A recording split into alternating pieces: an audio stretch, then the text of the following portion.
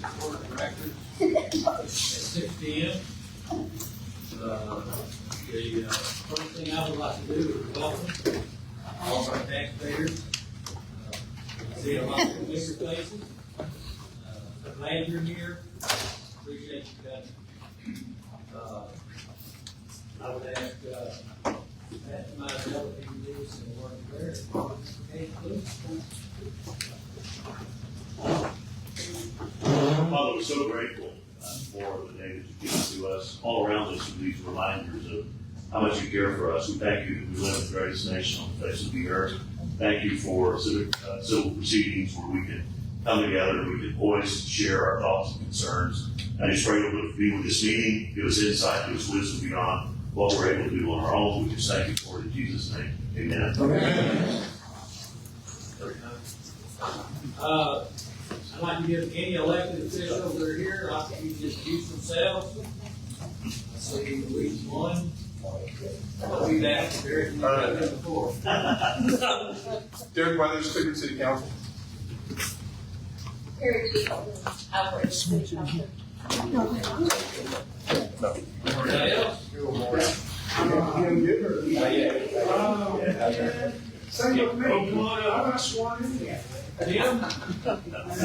Tim, stand up. Come on over. Maybe district attorney for next year. District attorney elect.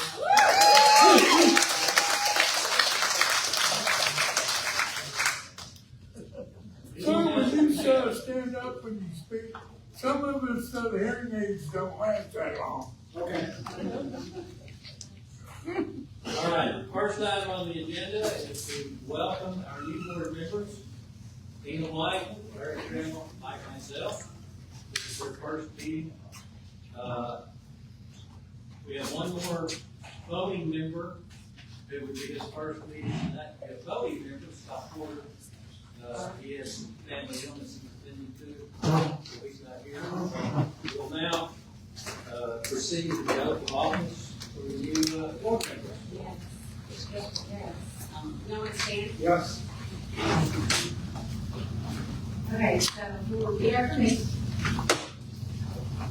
In the name and by the authority In the name and by the authority of the state of Texas, of the state of Texas, I state your name.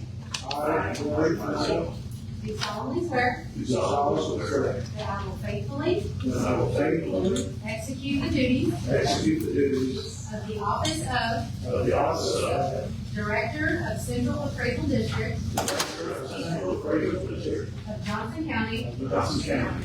and then place 1, 2, and 3. Yes. Of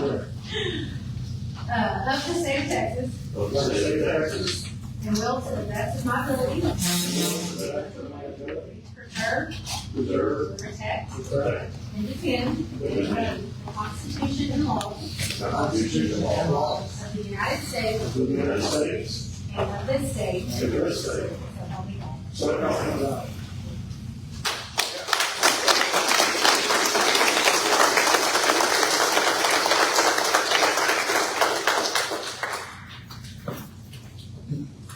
We're very glad to have you three added to the board, and trust that you'll enjoy it as much as we have.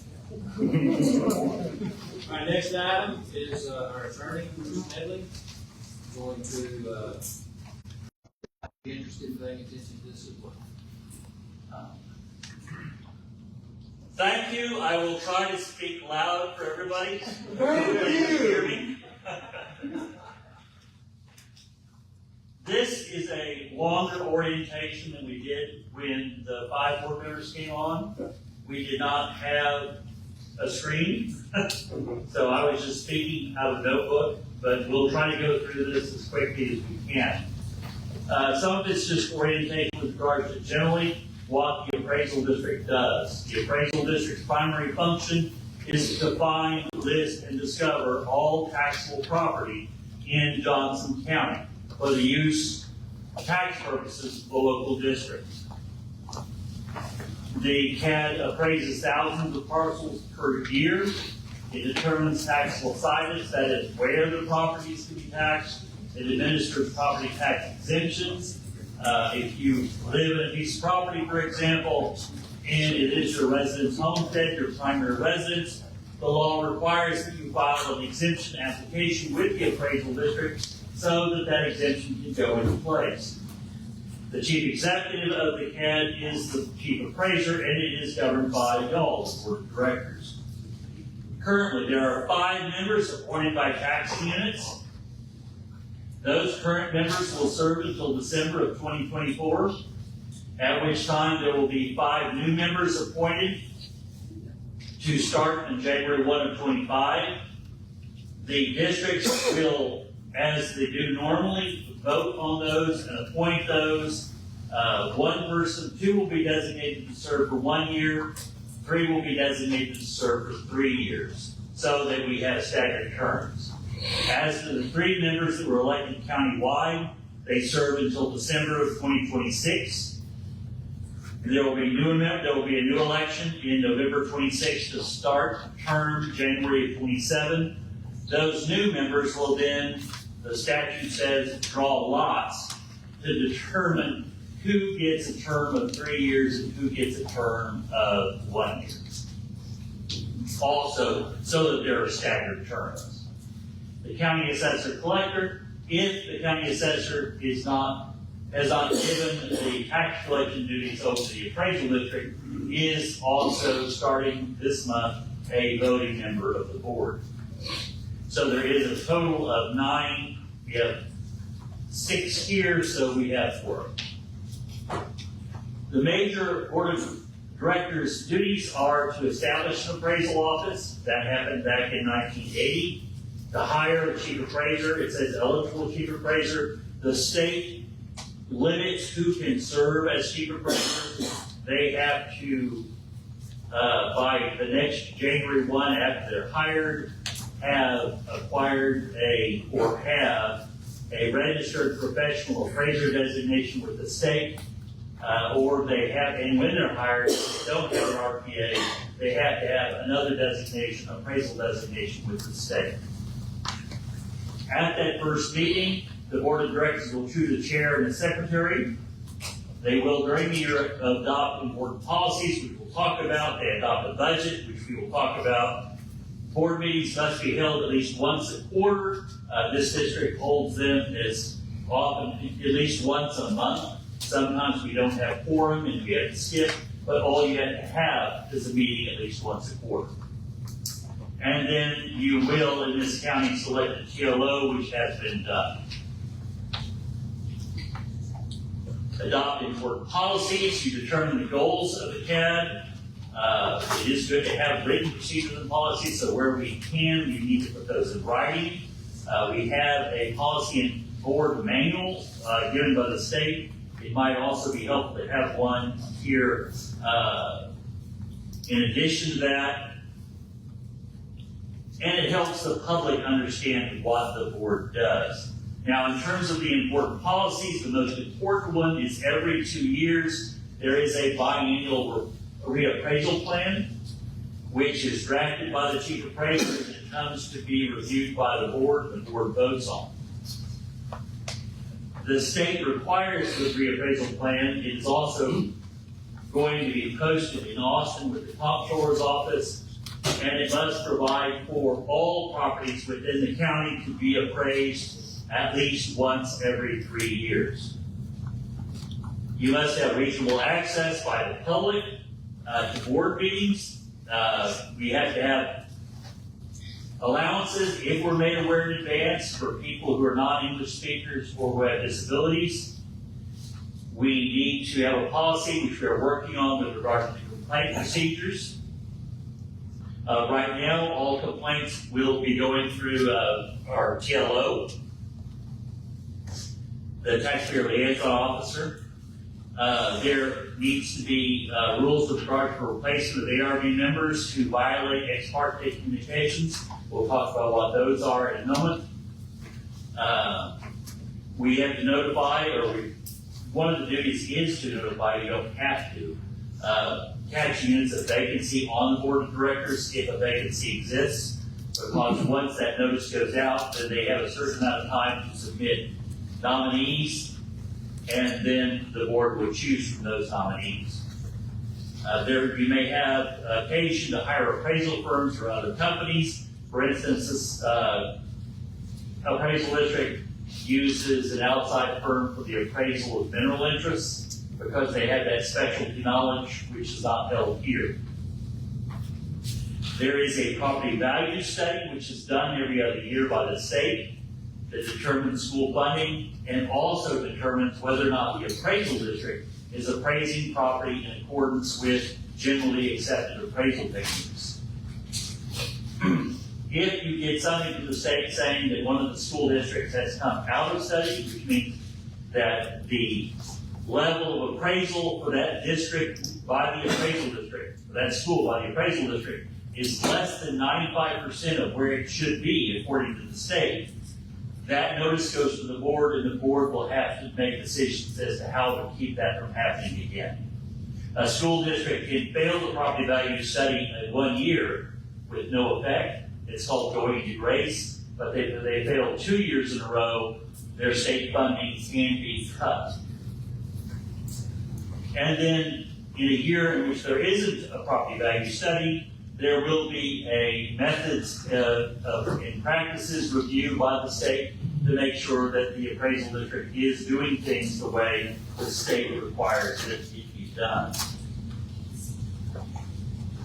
You will adopt a budget. We are in the process today to talk about the budget. A draft budget has already been sent to the taxing units to review.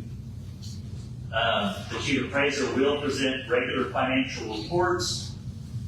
You will have to review and approve all contracts and purchases. You have, every 2 years, you must select a depository and have an annual audit performed. Always remember the board of directors and the chief appraiser do have different roles. The appraisal district their function is to appraise the property. That role of appraising property is given by the tax judge and chief appraiser. So the board of directors does not really have any direct impact on values. The board of directors does not hear protests. So taxpayers who are unhappy about their values, those have to go before the appraisal review board. We talked a little bit about the written reappraisal plan. That has an impact on the appraisal process. The budget has an impact on the appraisal process. Who you choose to work with the appraisal district, the private appraisal firm, and also has an indirect impact. So the board of directors has an indirect impact on appraisals, but not a direct impact.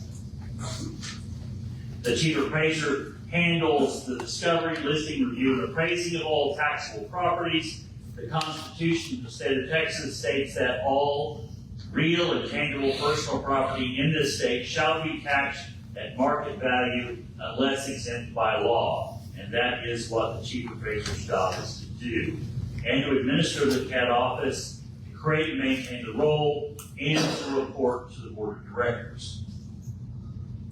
The chief appraiser then, once they are hired, employs and compensates personnel as provided by the budget. And the chief appraiser may delegate authority to employees. When you go to an ARB hearing, for instance, you will probably not see Mr. Hudspeth in that room. He will have delegated that authority to one of his appraisers to present the side of the appraisal district. In terms of appointment and hiring authority, you've already appointed a taxpayer liaison officer. You can hire an independent auditor. You can hire general legal counsel if you wish. You can hire other appraisal firms, which the appraisal district has done.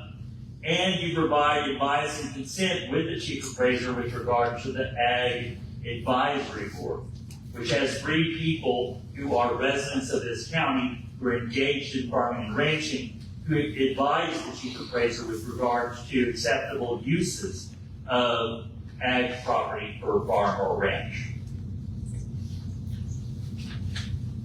Conflicts of interest. If you or any family member has an interest in property which is being discussed at the board meeting, then you have to file an affidavit before the vote and then abstain from the vote.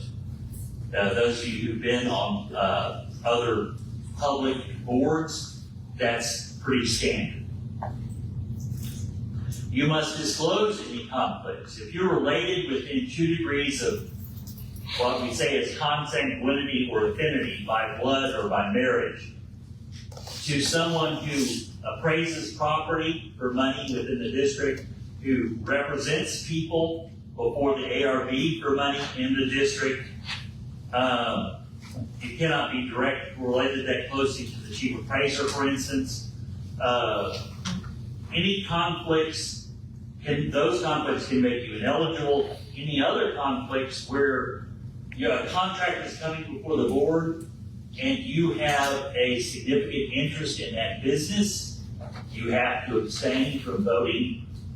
You have to disclose any conflicts as well in writing. Under chapters 176, there's a specific form for that. It's fairly detailed, so I didn't talk about it here. I'm trying to go through this as quickly as I can because we have a lot of people here, and I want to make sure that everybody has all the time they need. The qualification requirements for directors in Chapter 6 of the Code apply to all directors, whether appointed or elected. You must be a resident for 2 years. For instance, you can be an officer or member of a governing body of a taxing unit within the county. You cannot be an employee of a taxing unit within the county unless you're also a member of a governing body. If you're both, say for instance, you're on the city council, but you also work at the school, that would be okay, as long as you're on the governing body. You cannot owe delinquent taxes.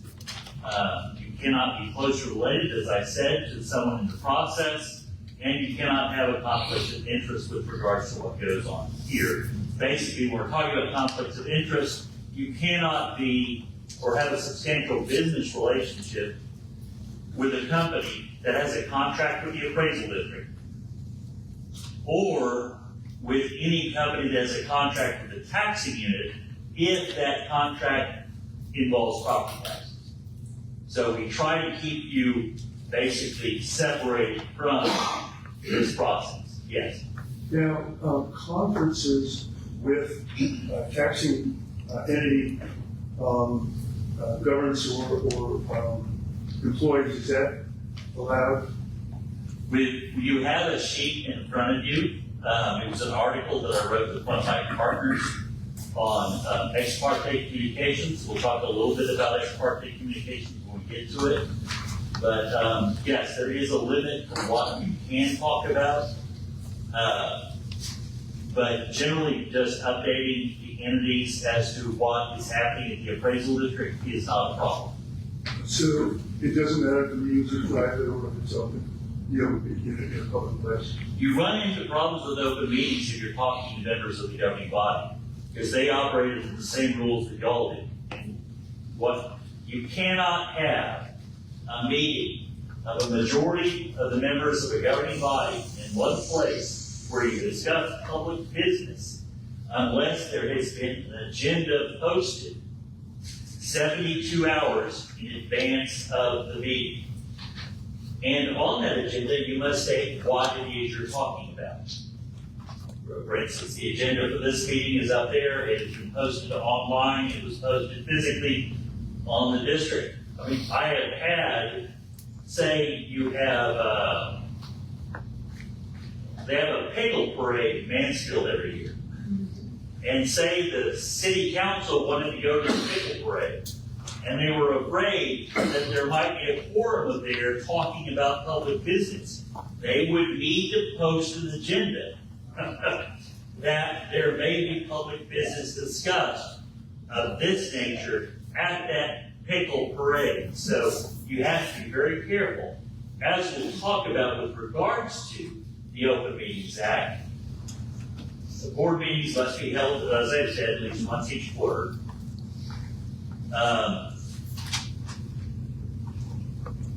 Violation of the Open Meetings Act is a criminal offense. Conspiring to avoid the Open Meetings Act is a criminal offense. And we'll talk about how that happens in just a moment. You can only discuss or act on items that are on the agenda, which is one of the reasons why when you have public comment, a lot of times you will voice your concern about a particular item. If it's not on the agenda, all they can really do is acknowledge that the statement has been made. We can't really discuss it because it's not on the agenda. Okay, one last question. If,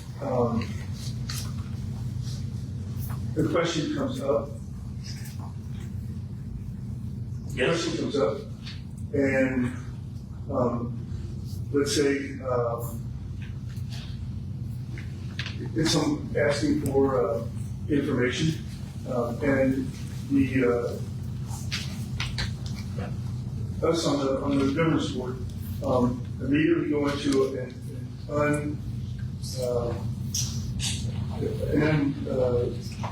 You're talking about an executive session. You cannot go into an executive session unless the executive session is provided for in the agenda. And there are only certain things you can go into executive session for.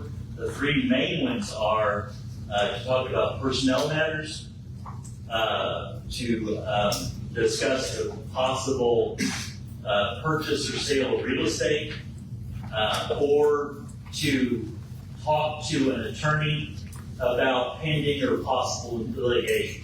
Those are the only things you Doesn't need to be on the agenda. It will need to be on the agenda, even if it says a general statement that the board executive session to go into session to talk about personnel matters, comma, consultation with attorney, comma, sale or purchase of real estate.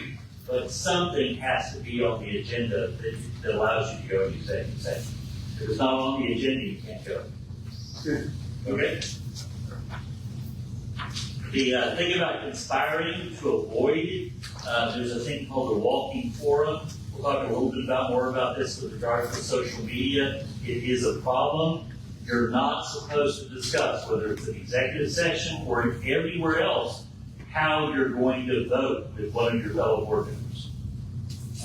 Because basically, if Wayne tells you how he's going to vote, and you tell Amy how y'all are going to vote, and she tells Mike how you're going to vote, Mike tells Larry, and Larry tells Tina, you basically violated the Open Meetings Act.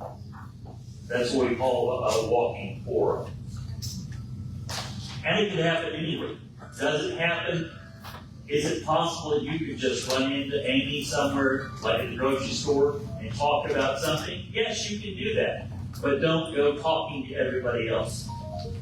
There are possible civil penalties and possible criminal penalties. With regard to executive sessions, we have there what sorts of things to be talked about in executive session.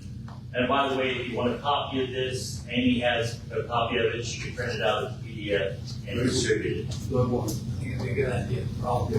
Love one. Yeah, all of us, yeah. Please try to avoid discussing public business with other board members by email or by text. A, you run into a problem with a possible walking forum, and B, you just made your phone a container of public information.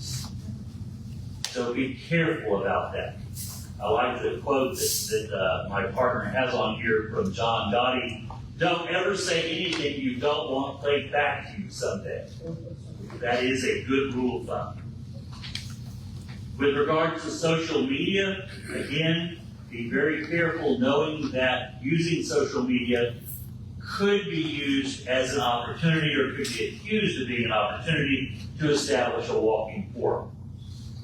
If other members of the governing body get involved in that discussion on the social media. You must take, as a board member, open government training within 90 days of taking oath. Some of you have already done it. The new members, some of you may have done it. Some of you, if you haven't done it, you have 90 days in which to do it. The web page is there. You need to take training in open meetings. You have to take training in public information. And I will tell you, those are not riveting things to watch. We talked about selecting and employing a taxpayer liaison officer. When we talk about ex parte communication, it is to be noted there are severe limitations on what you as a board of director can talk about with a member of the ARB, which is why most of those communications are funneled through the TLO. The TLO talks to you, the TLO talks to the ARB. What does TLO stand The taxpayer liaison officer. for? Yes. Right. Sorry. You'll notice in this business, we tend to use a lot of acronyms. And in each one, I will ask you what it means. That's okay. Board members are unpaid. Just thought I'd get that out there. Wait a minute. Can I get sued for being on the board of directors? Yes, you can get sued for anything. You shouldn't have personal liability as long as you act within the scope of your duties. You don't go off the reservation, as it were. You don't violate somebody's rights, and you don't practice discrimination. You should be just fine. Before we get into this, to all the board members, in terms of ex parte communications, there are 4 statutes that are on your handout. The whole process is set up to insulate the ARB from any pressure from one way or the other as to valuation. So they don't get pressured to lower, they don't get pressured to raise. I used to provide training to the current appraisal district, the current ARB from time to time. And what I would tell them is that if you side with the appraisal district 100% of the time, or you side with the taxpayer 100% of the time, you are not doing your job. Nobody's 100% correct. So in order to keep them insulated, no one can talk to an ARB member about a matter which is about to go into hearing, except during the hearing. That's ex parte means one-sided communication. So they can only talk about things that are going to come in front of them at the hearing. Now, at the time, there was no criminal penalty in the statute because before each hearing, the ARB member must sign an oath saying they haven't spoken to anybody. And if you sign an oath and you lied, we call that perjury. They then criminalized that in 2003 to say that the chief appraiser, CAD staff, members of the board of directors cannot talk to the ARB about a matter that could come up at hearing. Period. Any communication intended to influence ARB members from one position to the next by anybody in connection with the appraisal district is a criminal offense. Now, you may say, I just wanted to talk to them about the weather. That's allowed. You can talk to them about the weather. But if you can talk to them about any sorts of things, as long as it's social conversation. But if you start talking to them about valuation issues, if they feel like they're being pressured, you have a potential criminal action. The ARB members, which is why you have a taxpayer liaison officer. In 2007, they added a section that said that you cannot talk to the chief appraiser about valuation issues except in an open meeting where everybody can hear. So, no private conversations with the chief appraiser's staff about valuation issues. Unless it's your property. Obviously, if it's your property, we're going to allow you to talk to the ARB. And in 2021, they added a section with regards to communications to influence the chief appraiser as to value, saying that any member of a tax governing body, there was some concern that some school districts or city councils or counties would contact the chief appraiser to try and influence them to raise values. Those are a misdemeanor. They cannot do that either. There is one other thing that's not in here. It doesn't happen that often, The ARB goes through a training process that is set by the state. There are classes that they have to take in order to be ARB members. They receive training for that. No one associated with the appraisal district can talk to an ARB member and tell them that the training is wrong. The state doesn't like that. That was happening in some places. The ARB member would go to Austin, get the training, come back, and the chief appraiser or appraiser, I'm not saying it happened here, but I've seen it happen in other places. The chief appraiser would then tell them, you just disregard everything they tell you in Austin. This is the way we do it here. And they pass that statute and say you can't do that anymore. Well, that being said, does anybody have any questions? How long did I take? I'm sorry.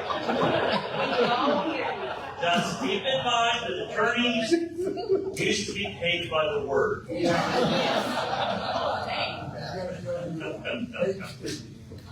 But that's it for me. Thank you, Bruce. You're welcome. All right, next item is the consent agenda. We voted on, pass all three items at the same time.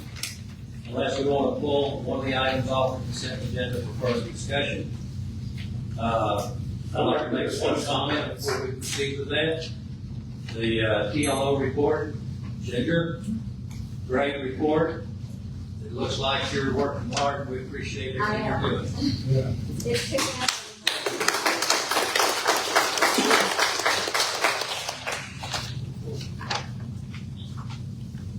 All right, I'll entertain a motion for the consent agenda. No, I'd like to talk about the minutes. Oh, I'm sorry, didn't hear you. Okay, go ahead. We'll pull that off, item A. Right. Just pull off the consent agenda. Proceed. So my question is, first time on this board, there are things in these minutes that I would like to discuss, and it may be a legal question. Does having the minutes here put that on the agenda? You know, some of the folks last time asked us to do something. And so I want to know how, when is the appropriate time that we discuss that? Or do I have to ask for it to be put on the agenda for next time?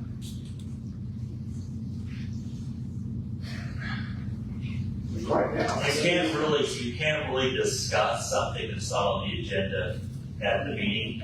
But if somebody brings something up in public comment that you think should be addressed, Yeah.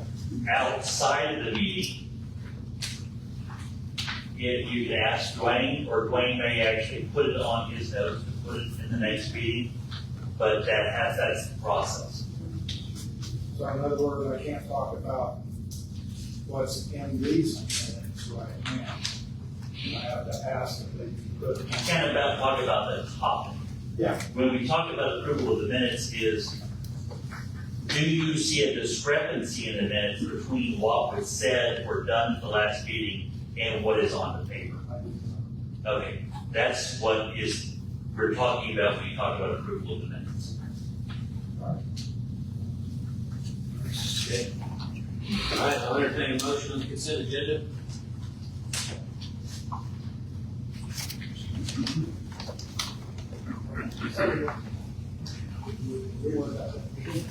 Second.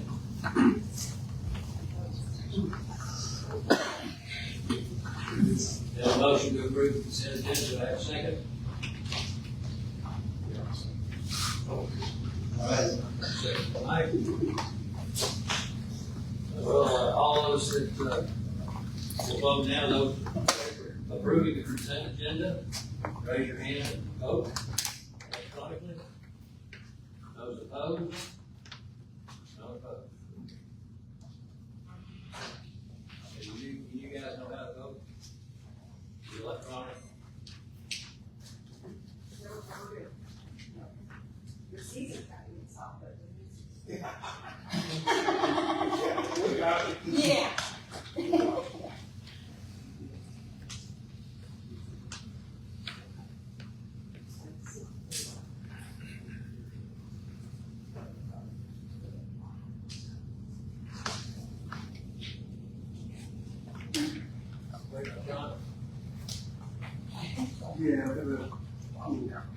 Hey, so, you just put back and tell me after the event, that you do that. Well, I did, and actually, you saw me do it, it was right, and it just keeps popping back to the same old thing. One.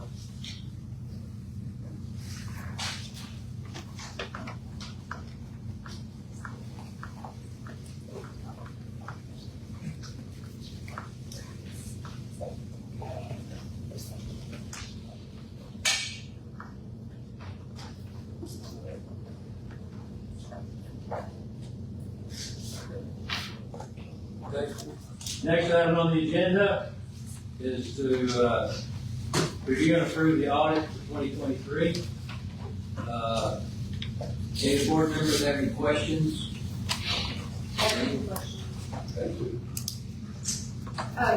One of the questions that I had in the MD&A, do we, are you under participation first? Yeah, that's the auditors here. I present the audit, yeah. Raise your hand. Representatives. Okay.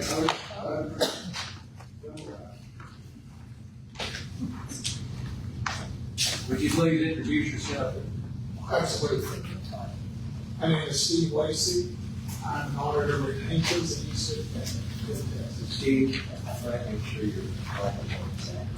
You speak loud, I can't hear you back. How about that? Okay, is this it? No karaoke, I'm good. Exactly. Directors, chief appraiser, thank you for the opportunity to be here and present this. What you have in front of you is the annual financial report for the district for the fiscal year ending December 31st, 2023. I'm going to give highlights. We'll roll through, won't read every page, won't work every page. We get highlights and we go through. Starting with page 1, this is the independent auditor's report. This is our main contribution to this package. Most everything else in this package is information as a result of the district put together by Jim and his staff, the books, and the notes. The most important thing on this page, paragraph 2, the first line, in our opinion, the financial statements referred to above present fairly in all material respects the respective financial position and essentially the financial statements. This is what we call an unmodified opinion. We call it kind of a clean audit report. It is the highest level of a good standard of reports. As there were no significant issues, material changes, material disagreement. So it's a highest level of a good audit report, unmodified opinion. Other thing I'd like to note on this report, third set of paragraphs labeled emphasis of a matter. This is just required disclosure that we put in to acknowledge that Jim and his staff implemented this new accounting standard related to what we call SMEDAs. They're subscription-based information technology agreements, basically software agreements and things like that. The accounting boards have done a good job in the last couple of years of grabbing leases, and making these financials more useful by getting the full amount owed of those upfront. So that's kind of what this rolls to. You'll see a little detail of that later. That's the audit report. At this point, I always like to comment, the audit was a good audit. Jim and his staff has always knowledgeable, competent, collegial at the appropriate level, provided everything we asked, answered every question we had, engaged in every discussion we needed. And so just great work, so we appreciate that. Makes our process go better. Pages 5 through 10 are really the management, not ours. They are the discussion and analysis of the financial statements in the footnotes. Good information, good analysis in there, numbers and comparisons, but I'll kind of leave that there for now. Jumping ahead to page 12. In these financials, as with almost all governmental type units, entities, you have two types of financials. You have what we call district-wide financials, and that is the operations of the entity along with top-level accounting and entries that are made for fixed assets, depreciation, and liabilities that aren't really a direct result of operations. So the first two financial statements we're going to look at is the all-encompassing, everything in the entity included. This is the statement of net position. On a business set of financials, this would be typically your balance sheet. You've got your assets, liabilities, and your net position.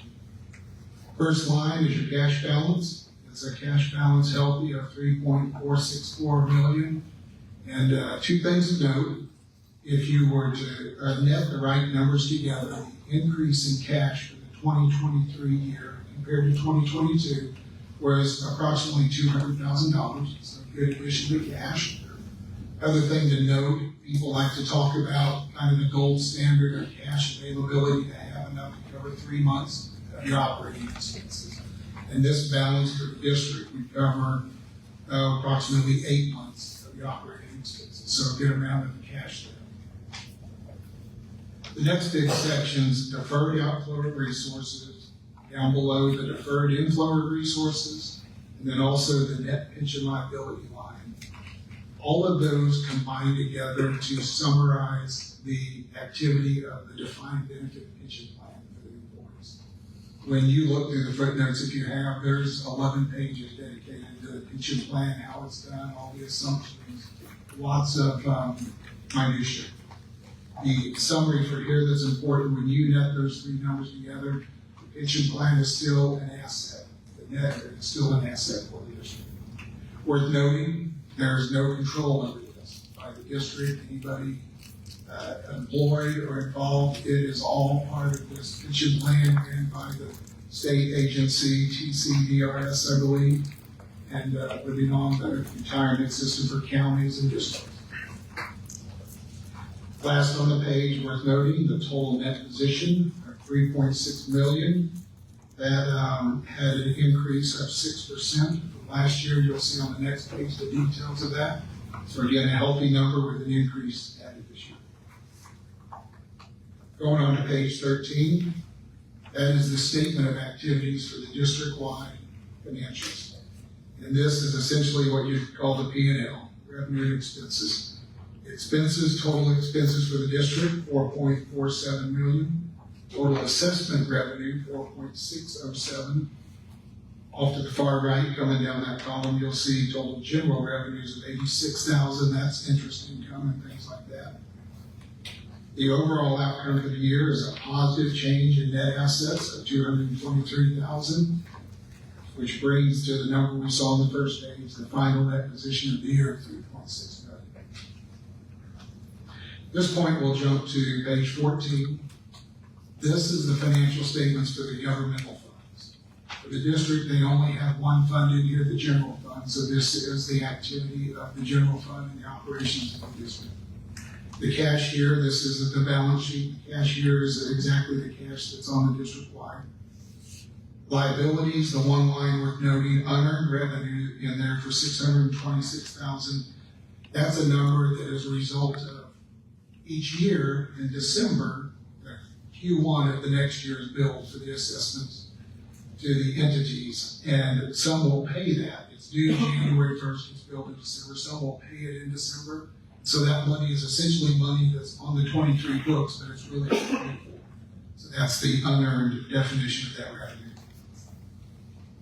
Fund balance. There's 5 types of fund balance. The first one here is non-spendable. It's what I would call accounting numbers. It really is. It's non-spendable money. It's a small item here for the district. It's prepaid expenses, $5,000. There's 2 types of fund balances the district doesn't have. One is restricted, and that would be an external restriction, a legal restriction from provisions of law, things like that, attached to revenue or resources income. The district does not have any of those. The district does not have any committed funds, and that's funds that you, the board of directors, would designate specifically to be set aside. The next category, which the district does have, is a lot of assigned funds. Assigned funds are very similar to committed. They can be assigned, set aside by the board of directors. They can also be set aside by a delegate, labeled by the board of directors like an employee. You as a district have adopted the policy, only the board of directors can assign funds.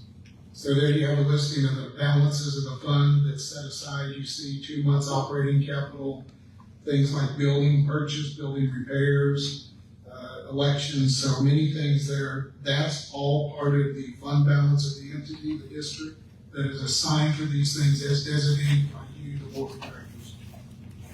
Last number there is the unassigned fund balance, $135,000. All of those total to $2,599,000 of fund balance for the general fund. Again, worth highlighting for liquidity in your general fund, which is really your operations.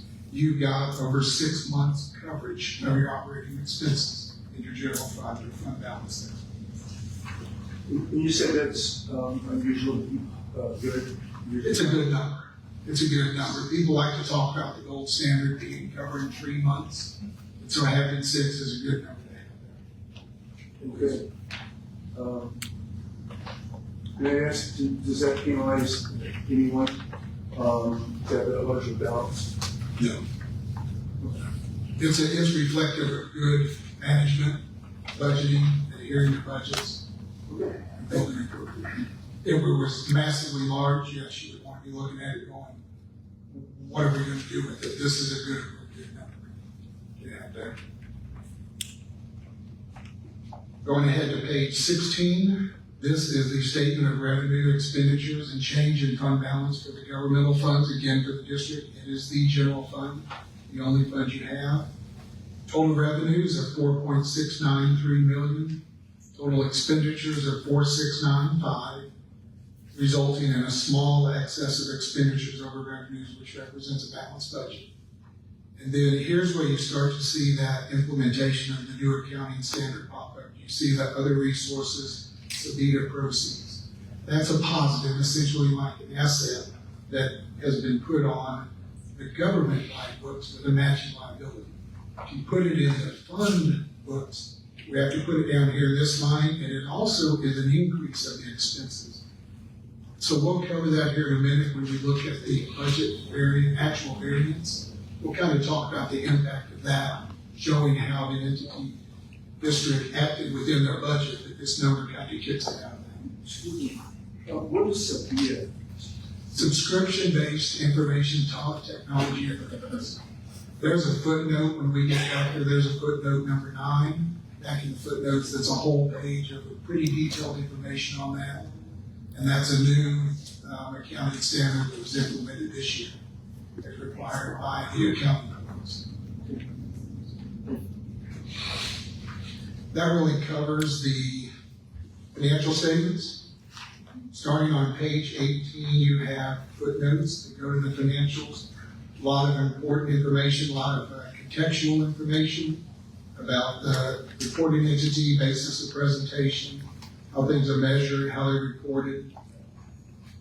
And then note 2 talks about fund balance. I kind of went through that. It describes the 5 types of fund balance, it details what the district has there.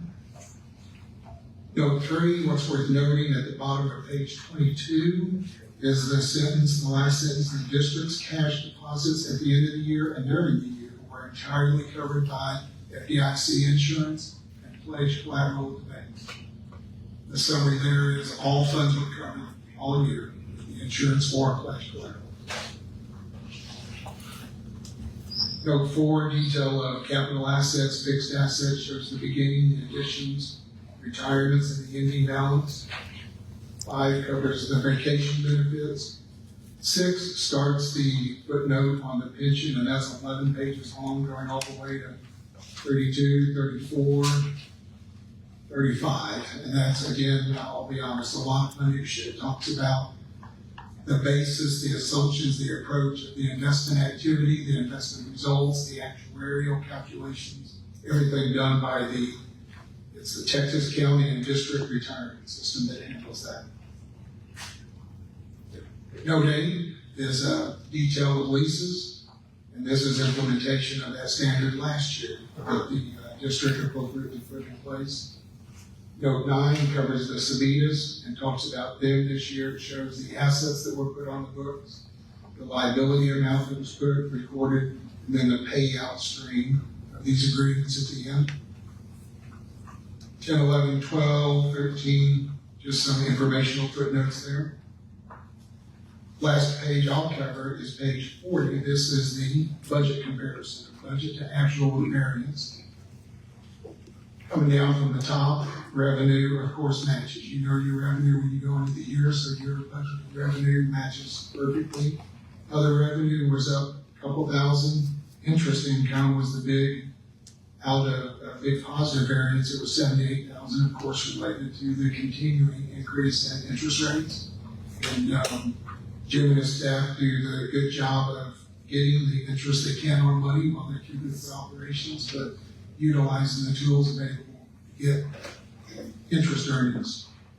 The expenditures, this is where I want to highlight the way the accounting standards have us put this is, the expenditure line looks like it's 82,000 over budget. What you have to do is, the other resources down there, the Sabita proceeds line, that 141, again, is a positive, it's like an incoming resource.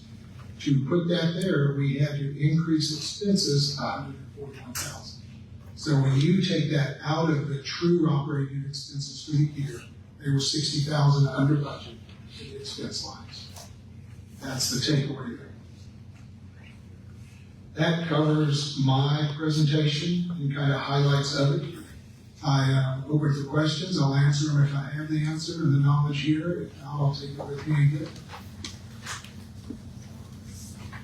Directors have questions? My questions are on the MD&A, the section that I presume general and not you as the auditor.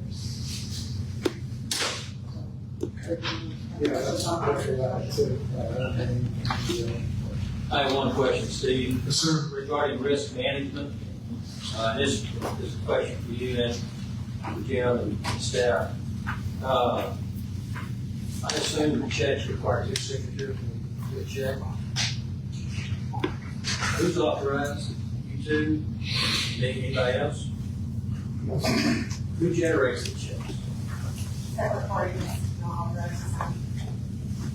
We have Another staff member. another staff member writes the checks, Okay.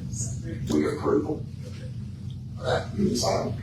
And that's part of what we call internal controls that we can check on. Yeah. We look for When you're that. small, it's more difficult to calculate. Yeah, well, I think that's broken. Any other questions? Everything else is questions I have. Thank you all. I do have a question, for the fiduciary net position.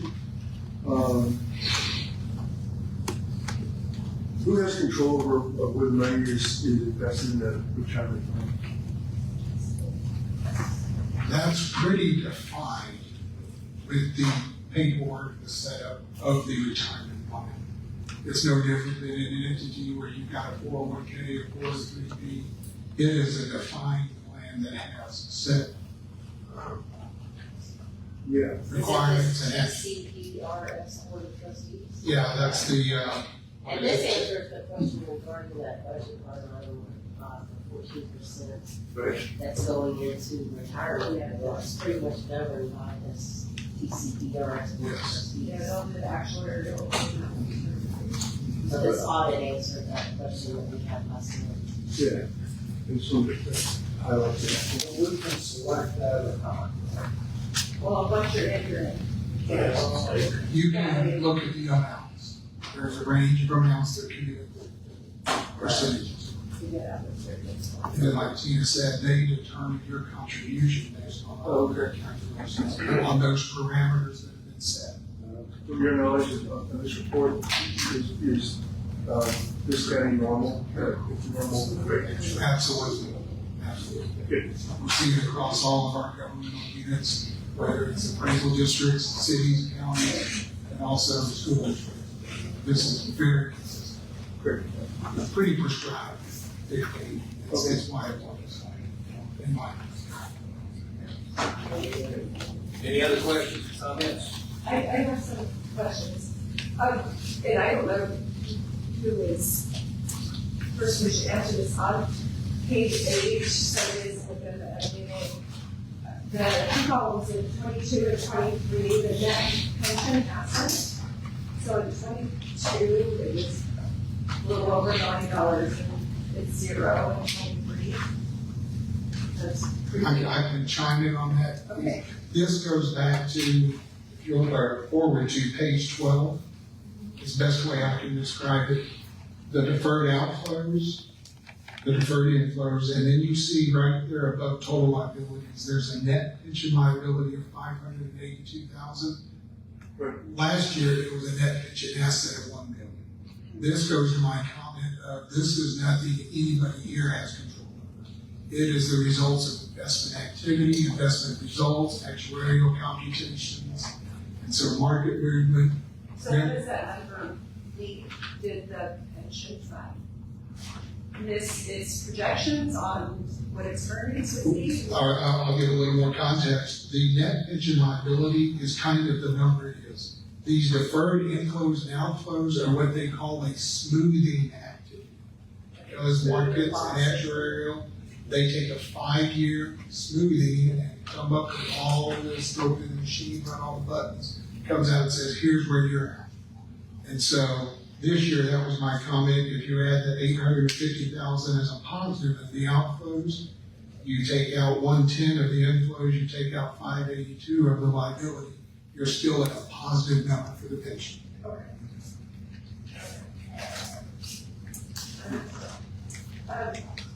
On page 10, this is minor, but there's an extra digit in the first bullet where it talks about the increase of 407,000 to 4443. Typo. If we're gonna talk about typos. There's always got to be something. On page 5, it says that the district's net capital assets increased by 1.22%. That means slightly over 1%. Well, it increased by 100%. Well, I've got a sad chagrin on my face because these were caught in edit. They were. Yeah, but apparently not checked to make sure they read We it. got the right I- one. Uh-huh. On the second bullet on page 10, Jim, it talks about funding 5% cost of living merit pay increases. Is that referring to last year's budget? So last year there was a 5% increase. And then the last piece of this is just the last bullet says the district currently serves 26 entities. It's the goal of the district to provide excellent service to all entities served. I think that should also say that it serves the taxpayers, the people who are paying taxes, not just the entities that this money is given to. So for future, I'd like to see that in the future at DNA, but there's an emphasis on people sitting there. Good point. Thank you. Anything else? One final question. Do we have a policy on what our reserves should be? We have reserves that are over 60%. So those reserves, we end the year with $2.6 million, which represents a certain percentage of the total operating budget, because the proposed operating budget is going to be, 5.5 or 5.6 million. Is there a policy recommendation that's out there in the financial world, or does this district have a policy about what that should be? Do we have a set for reserves, right? We decide. Because that is money that could go, from what I read, it could be distributed back to the taxing entities, if I read that correctly.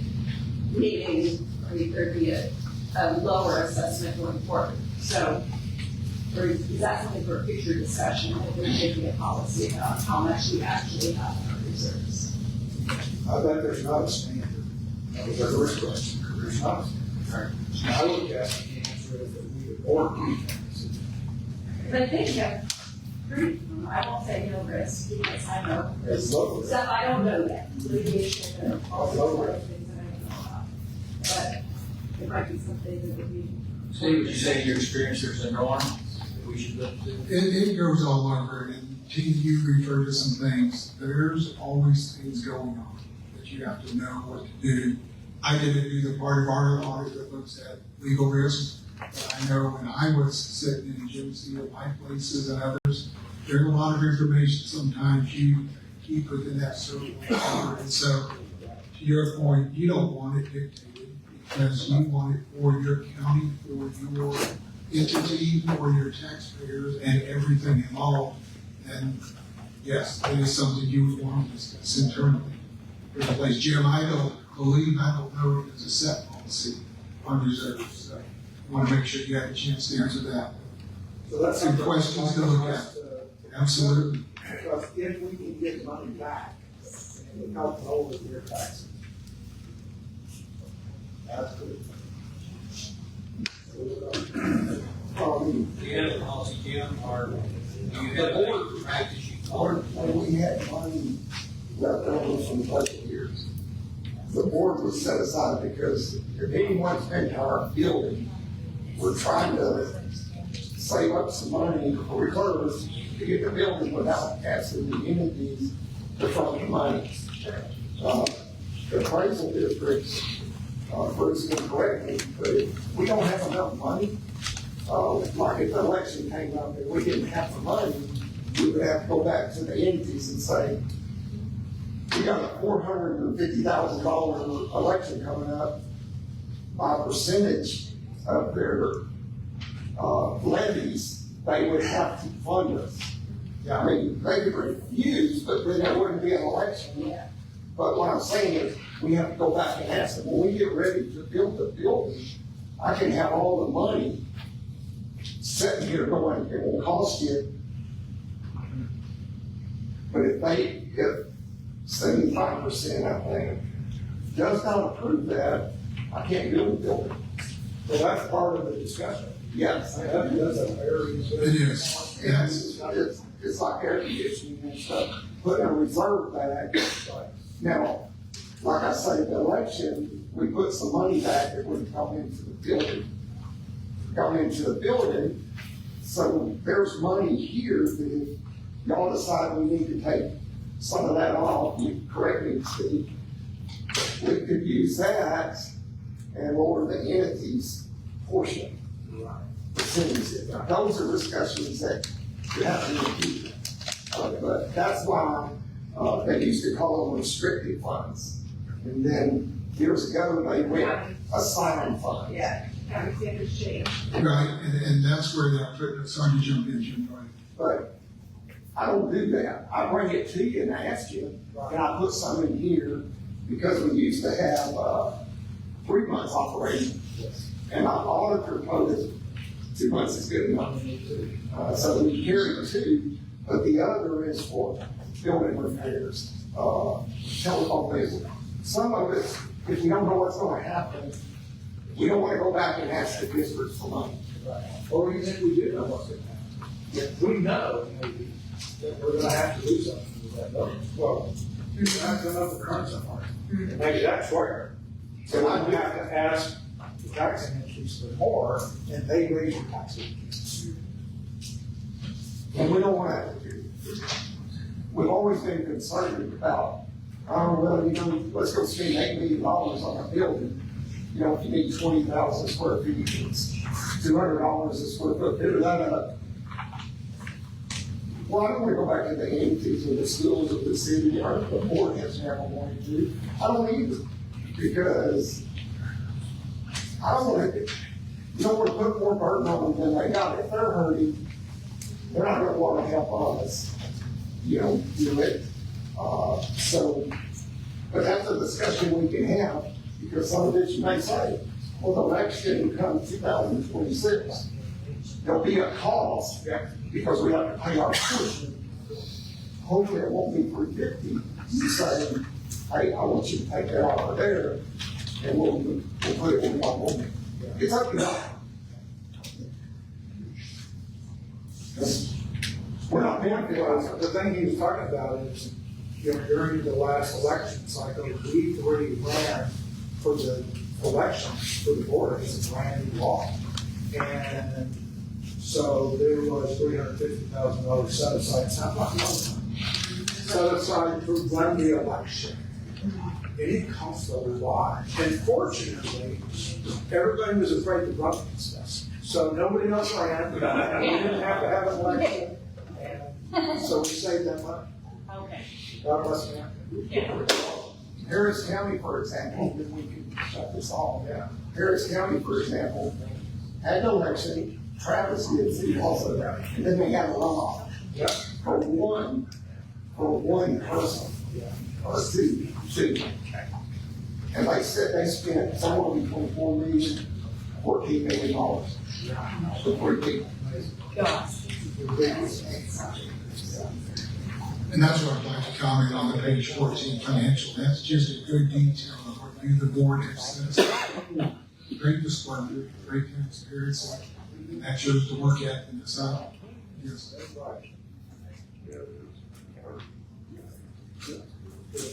Any other questions, comments?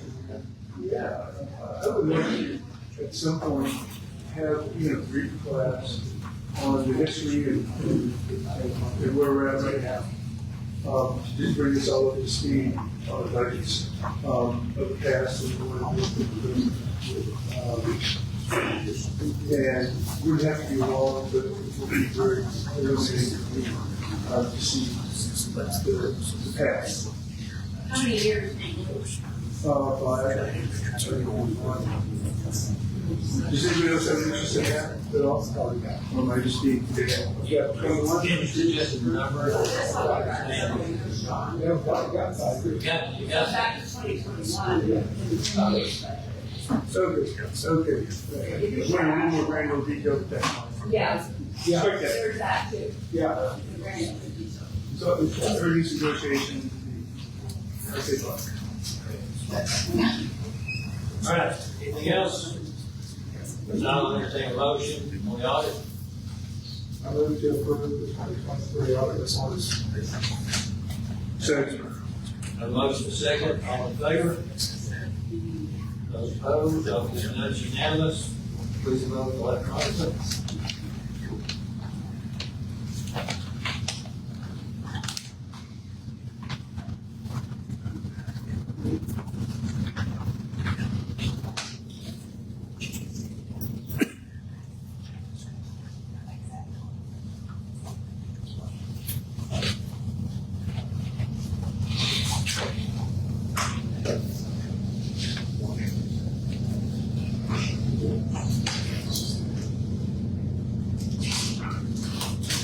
Good. Next item is to, thank you, Steve. Thanks, I appreciate it. I really are.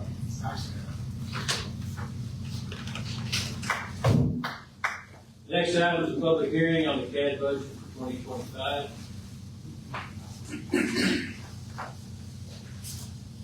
I have a question. Is this a public record or is this, be kept in the board on There's copies. public record? Yeah, I think that's what And there are copies on the table back there. Everybody wants a copy of this budget, summary level copy on the table back. Yes, please do. Look on it.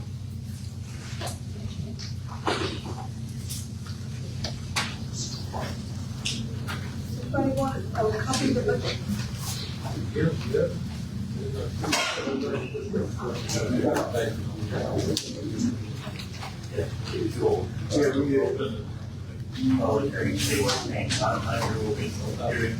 And then you'll, everybody wants probably Yeah, that's what All right, we're on to the public hearing on the CAD budget for 2025 at 7:10 p.m. Is that the sign up to talk or? No. Is there a presentation or there's an invitation for public comment? Yeah, let's give it something. I signed up to talk about budget. Okay. Just so you know, I turned it in.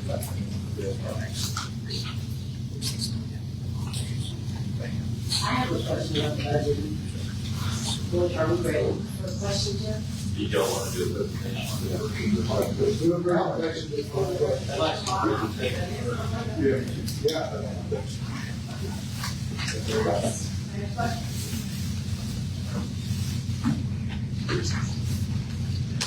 So should the board ask questions, or the public ask their questions? There we go. You want to do it like September, or you want to do, Yeah, there's public, a all at once? Ask questions. The first question I had on the budget was, I noticed a proposal to add a full-time employee, and I was just wondering what that was based on. What position are we adding to the budget? I presume it's for a full-time employee. Customer service. Okay, customer service clerk. Yeah, that's, What is that based on? That is, in my department, and, I currently, I have a couple of, different areas, and so we've got our customer service, employees, and we have 2 people at the counter, 3 people who answer phones, and I've got 1 person who answers all emails, and then someone who scans records.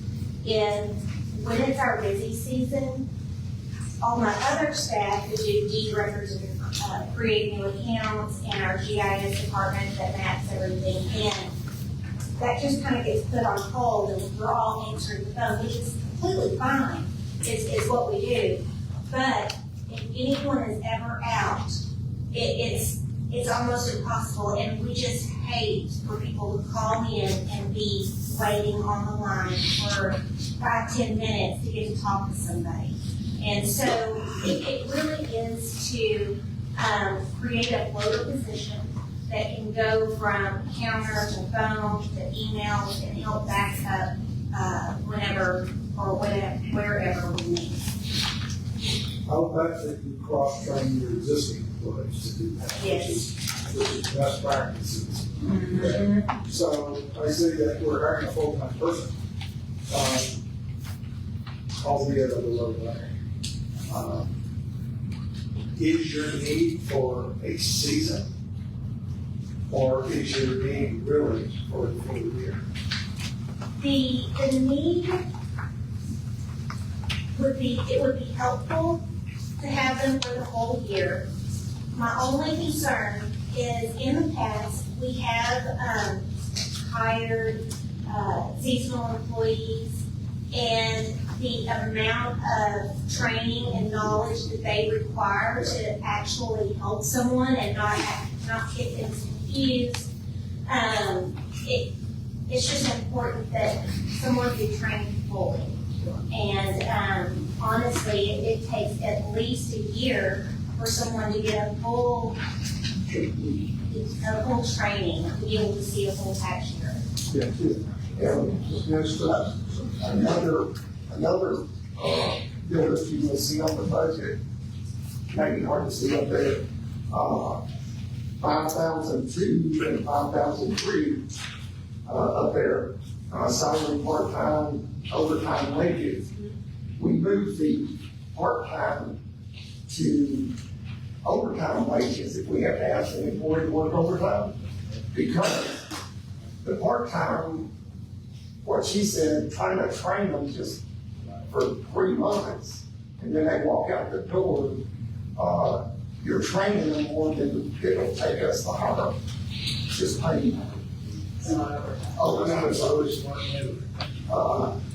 So that happens in every department, because we use them there, we use part-time appraisal sometimes, the clerk, appraisal clerks, but by the time they got renditions and all the stuff they need to know, sometimes that would be nice to make sure they make it better. But we just thought it was smarter to, and we try not to work overtime. There's seasons where we have to. Yeah. My big thing is reference you need. So, did you automatic phone attendant do minutes on hold?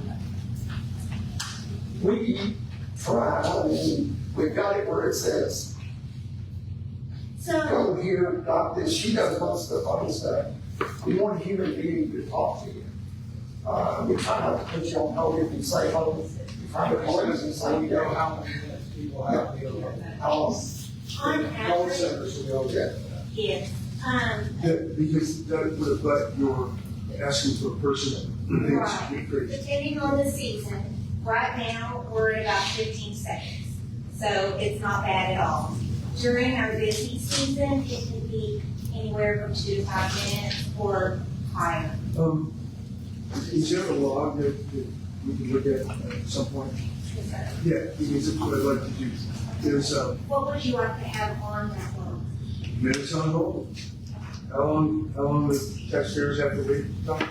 For the past month, 2 months. Months. We'll give you Just during the, all just during the, the notice. well, just, during your crunch period. That's what I'm most interested in, is because then, that is concrete proof that you're understaffed. Does that make sense? Yes. Or everybody runs out and plays poker for 4 hours. I don't believe that at all. I think it's absolutely, gonna be referential. And total justification. I have had a lot of experience with part-time labor. And if it's more than moving an item from A to B, it's pretty tough to use, part-time labor. That's why they're going to overtime. Yeah, that's, Amy, how many, these customer service people you have that answer the phone? I had 3. 3. 3. The growth of the county, how many did you have last year, the year before? 3. So as the county has grown dramatically, you haven't added to that staff since that growth kicked in several years ago. and it's true that if people have to wait, then they'll bring somebody on. I mean, you all have to pay your taxes. And to be put on hold for, I know one county, I lived in it, where you could be put on hold, for an hour, and then somebody hangs up. So, yeah, that's an insult to injury. So, that's why I'm interested in it, because, yeah, happy taxpayers are a good thing. I do have a couple questions, just clarification on, code 5014. You guys carry a, year-to-date. My curiosity is just looking at the increase in salaries, your corporate increase, because you're keeping the Medicare tax the same. I was just curious, should that not be adjusted to reflect the increase in salaries? That was one question. The financial report will have the year-to-date on it. Okay.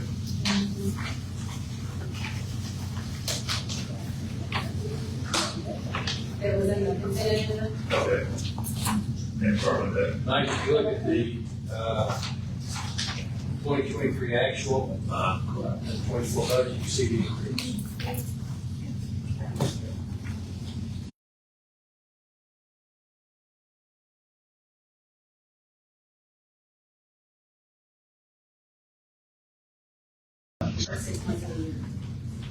That's just half the year. Okay, so the next one, I guess, would be the 58.5 maintenance agreement, that jumped 100 grand. Just out of curiosity, what type of maintenance agreement? Okay. We increased that because we, our website is a big part of it.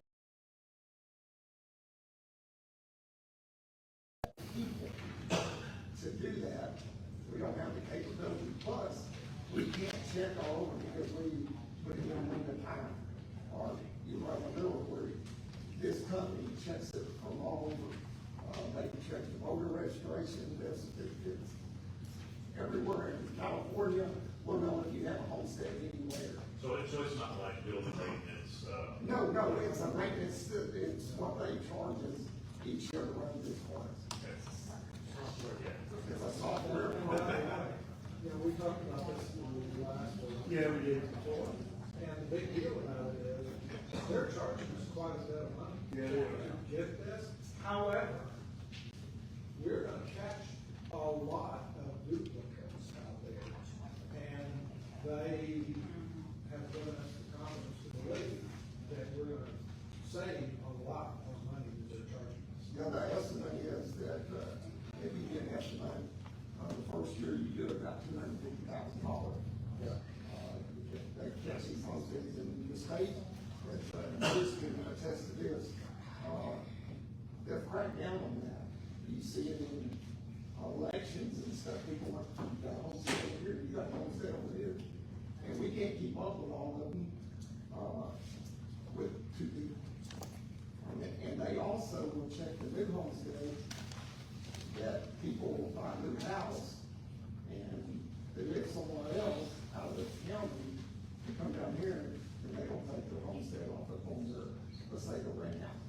They catch that and they give us flags and we can tell which ones to look at. But we're audited, we have to verify every 5 years. And the maps review will check that to see if we're doing it. It's unfortunate we have to have software to do this, because we do have to have. Yes, but that's measuring that line increase. that you will check to make sure you have a plan to do it, and they'll take Yeah, things. to make sure we're good. I've got a question on 5004, similar to what Mike Fidel was asked, was it perfect clear what the covered? The largest value, and the second largest value on pay is professional services, 5,000. Can you please tell us what that covers? That is, the biggest asset in that is capital improvement. Capital appraisal group does our minerals appraisal, they do our industrial appraisals, and they do our utilities. Because we don't have the expertise to do those. And they do about $2.7 billion worth of appraisals of that, the values that they have there. Minerals go up and down every year, but if we had to do the division orders and all that, we're not capable. But that's the biggest asset that they do of that. Hey, I want to point out the handout that you have on the budget is actually $65,000 less than what we sent to the entities, and we worked on it since then. Yes, we are good. From the very first one that we sent out, we dropped it to the entities. We dropped it $45,100. We went back over it and we dropped it another 65. So we dropped $110,100 off of it so far. That's great. And you're 110,000 less than the one I got. Yes, sir. Oh, my God. I wish I, yeah. So- You should have quoted about that earlier. And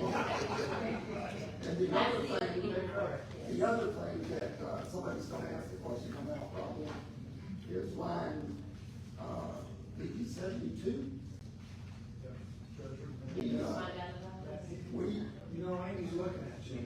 Well, I opened with one to ask questions. Yeah, you did. That is my indication. Wait till But we- it's not that. okay. We have tried to get an appointment with the bank right now, to talk to a gentleman with the last couple of weeks.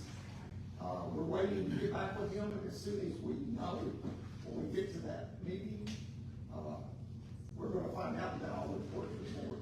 So what I would like to ask is, could the gentleman you're going to meet with, or some representative Yeah. of the I bank, could could ask they them. come to our meeting I could ask them to do so that. that they can help us understand what that amount is in the budget? So that's one question. But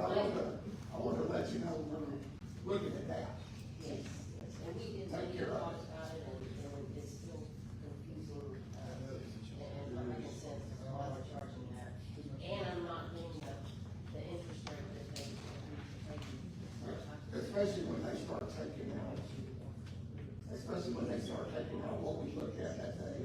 It's like, it's there, but then they take it here. So my question was just kind of general. When you look at 21 to 22, you actually held your budget steady, and you have a slight increase from 21 to 22. But ever since then, you've had 10% or more increases. When are we going to bring that in? Do you foresee that we're going to get back to, not having 12% increases each year? Because I'm not sure that that is sustainable from, We can get, no, it's not. And that's why I just suggested, if we need to use some of that money, as long as it's not, if we use that money to buy down,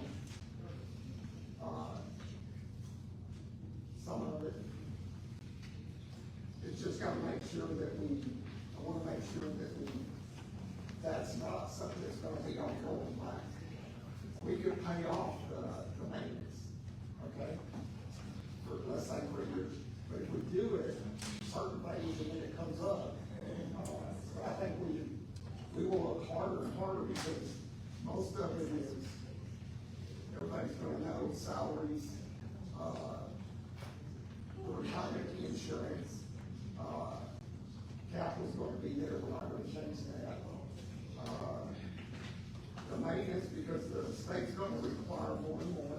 The election, I don't believe the election's gonna cost $350,000. But we can get with the voter registration person and find out about that. The building is not going to, any tax credits in our building. When you go to ARP, you got a room there, the next room you go around, and it's at a level wall. And we did put an air conditioner in this year. So, it's not as hot in there, but we don't have enough room. You asked a question about why we don't have more people. I don't have a place to put them. Our board meetings were downstairs. Well, there's not enough room. We had a board meeting there tonight. Still out on the sidewalk, yeah. Yes. So we will be raising, and y'all gonna make sure it's what we get. we're trying. And speaking on salaries, I think last year was at 4 or 5%, and this year it's going to be 4%. So if you put those figures together, you're pushing up to 10% on the increases. And I just think we need to be careful and understand all of the margin and want to see raises and try to keep up with inflation. But maybe we should consider not getting too far ahead of inflation in a time like this. And that's something that is up and down.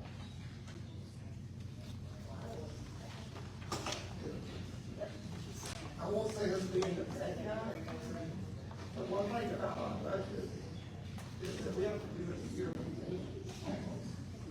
We don't know what's going to happen when it is, so, that's something that, we cut $110,000 off. If y'all see something that we could use some of our money to take some of the pressure off the entities, if that's good, we can do that. That's, Well, the treasury management fees, if we can get the treasury management, we got everything under 60,000.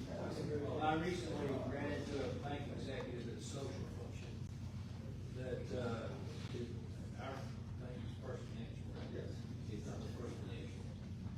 And we had a very brief chat about the treasury management fee. And he said that based on what I told him, that if his bank was involved, they would charge no treasury management fee at all. That's what. But he qualifies by saying, well, I need to see the details before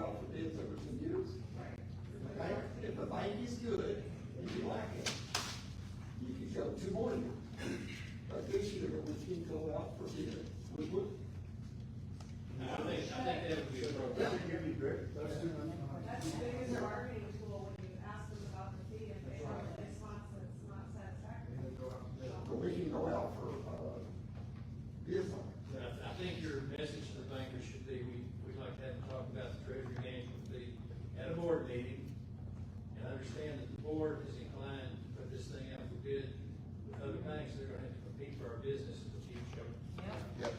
My personal feeling is that if the bids come in, no treasury management fee, and their bid comes in, no treasury management fee, I would feel like we've been taken advantage of. I probably would change banks.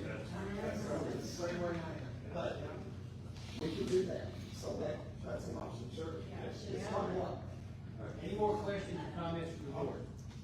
We have a speaker, public, Greg Cooper with Texas Transparency Project. Good evening, board. Sorry. Thank you for doing this. And you guys are kind of inadvertently addressing some of my concerns. Normally, the elected officials, they do budget workshops well before they're actually putting on the agenda to approve a budget. And a lot of this stuff that you're talking about can get settled in that because it sends the entity back to do this. There's a lot of questions with some of this budget that if you approve this budget today, I hope you guys will table it and not approve it today, that really need to be looked into. And I'm going to bring up something that's a little uncomfortable. Mr. Hudspeth, this is not directed at you, but before you individuals were elected, Mr. Ford's not here, so I'll exclude him because he's part of the problem here. You guys were not given the opportunity to assess a lot of the staff before mechanisms were put in place with massive salary increases, extensions of contracts for extended periods of time, and a lot of roadblocks put into place. And I would love to see if anything can be done about that to let you guys assess that performance, and also to look at if any other employees or any other departments within the Central Appraisal District, any type of stuff like that was put into place to prevent you guys from doing your job appropriately. You guys were all brought here. Everybody knows why you're here. I go to meetings all over Johnson County and other counties. You will never, ever, ever see a turnout like this. This is a problem and everybody's paying attention, and you guys were all put into place and a lot of effort was done to look at this stuff. And like I said, Mr. Husband, this isn't against you, but the outgoing people should be ashamed of themselves of what they did by handcuffing you guys for you guys to do your job. So I really hope that you guys table this budget and look at some of this stuff a little closer, because it's really hard to come into this and ask a lot of questions and then be asked to approve this budget. So hopefully you guys will consider that tonight. Thank you.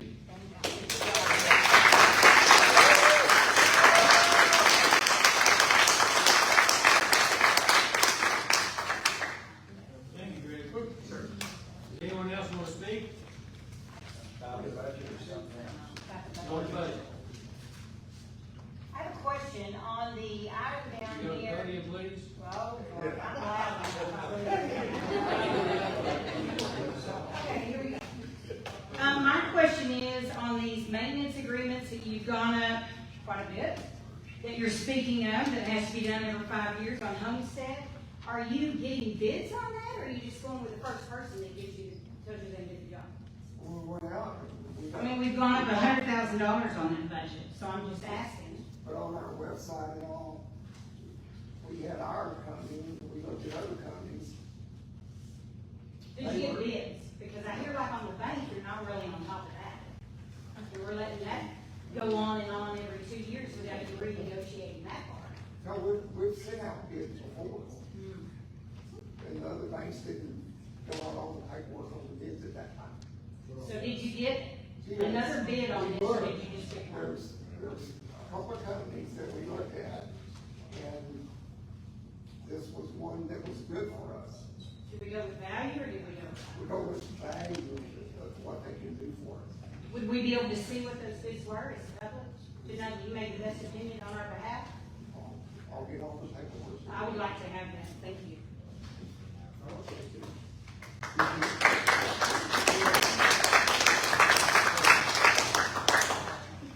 a serious shopper. I just got a professional CNC machine for 10 cents on the dollar. And the guy proved me at work. And so we did, 3 bids. I'm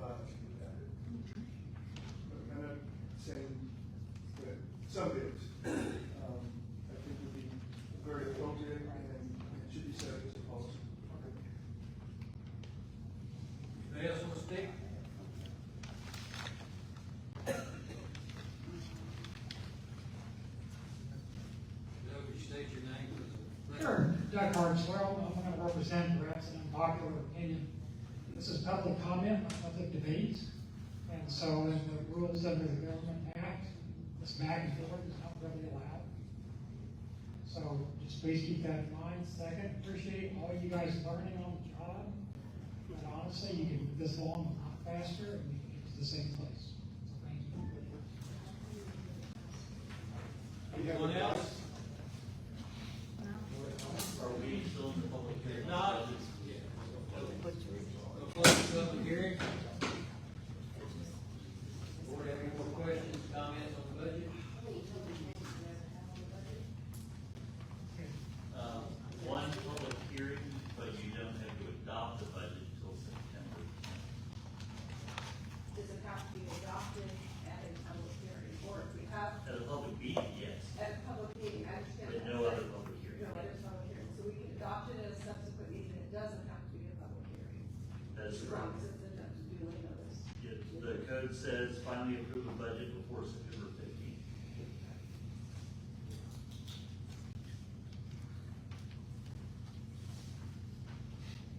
Yeah, I'll entertain a motion on the budget. Proposed budget. I move to table it until Motion is to table the budget until the next meeting. Those in favor? Opposed? Please vote electronically. this says approve. Now, question on I'm putting it in this and getting the table, so you're actually going to table. Yes. the motion to table. Excuse. Vote is a motion to table, not a motion to approve the budget. Okay, but I am putting my yes onto the wrong question. The question has been amended in order.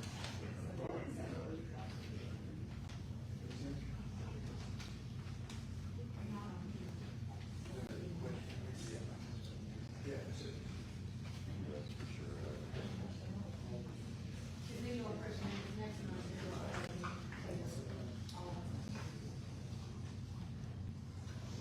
I'm just going to stay. We voted for it. No, you're not. Can I amend the motion? The motion to table? When it comes back in August, what would be really beneficial, rather than this being a shotgun approach where we're each asking questions, is for there to be a summary or some detail.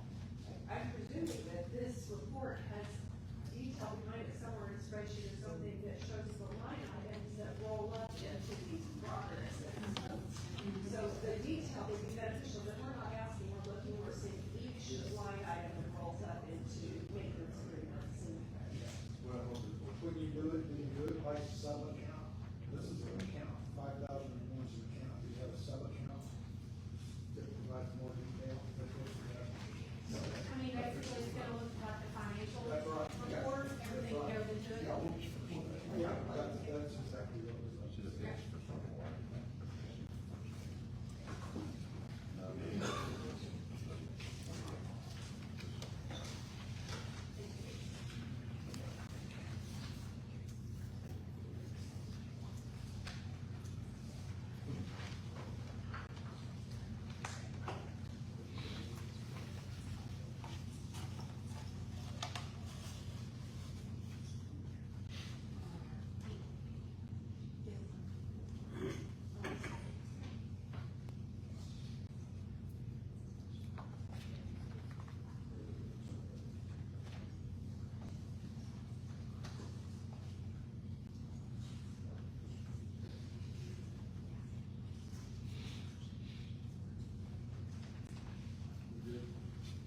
All right, next item on the agenda is non-agenda public communications.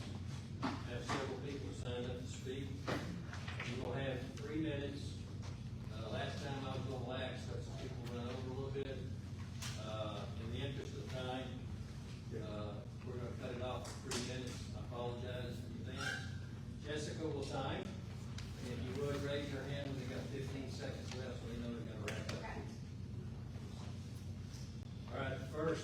speaker I have is Fernando Rodriguez.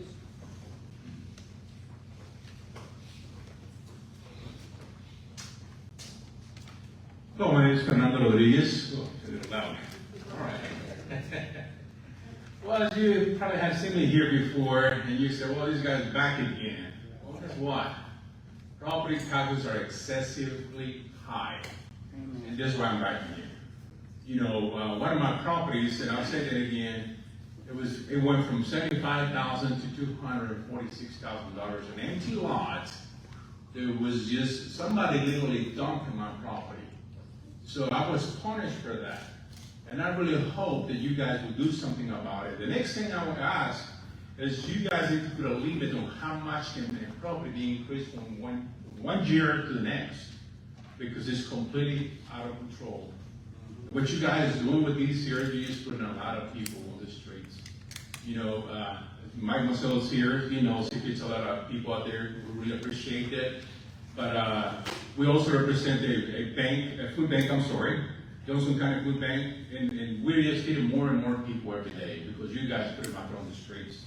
And I would like for you guys to do something about it. Another thing that I would ask the board to take into consideration, next time you hire somebody, if they do not live in our county, you know, if you make an X amount, if you make over $80,000 a month, it's a must. You must live in our county. You know, you cannot have someone that's getting paid with my taxes making over $100,000 is not even in my county. Then you're not protecting my interest. General Hospital, I say this very respectfully, they're very direct. You know, you being in this position for over 30 years in Johnson County, how can you tell me that you love Johnson County if you don't even live here? I've invested in this community, man. I love my community.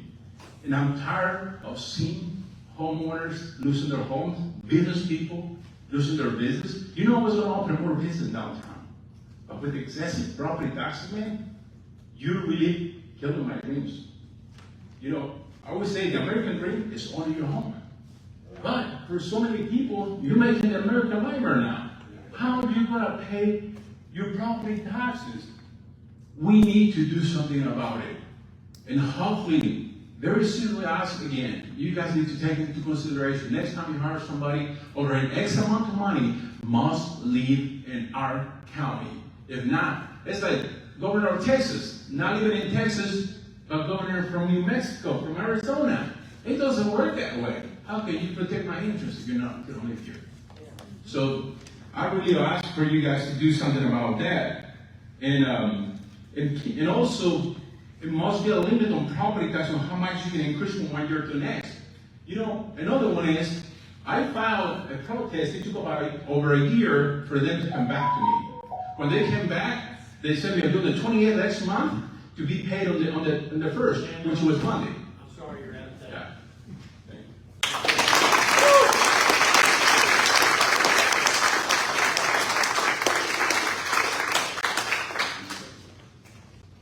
Next speaker is Peter Spencer.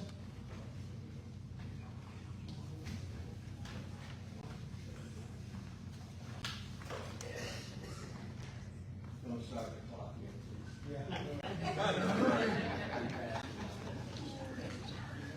Hurry, hurry.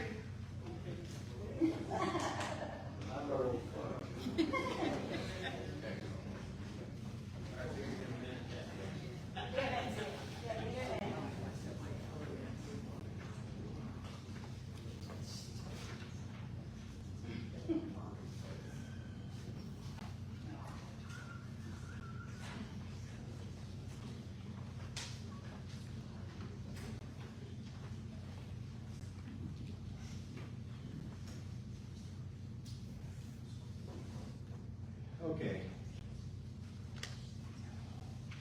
All right. Let's make sure we're going. All right, ladies and gentlemen, directors, I appreciate you offering to serve our county. And this handout, I want you to look at. What I'm going to speak about now has to do with the Constitution of the United States of America, the Constitution of the State of Texas, and the laws of the state of Texas.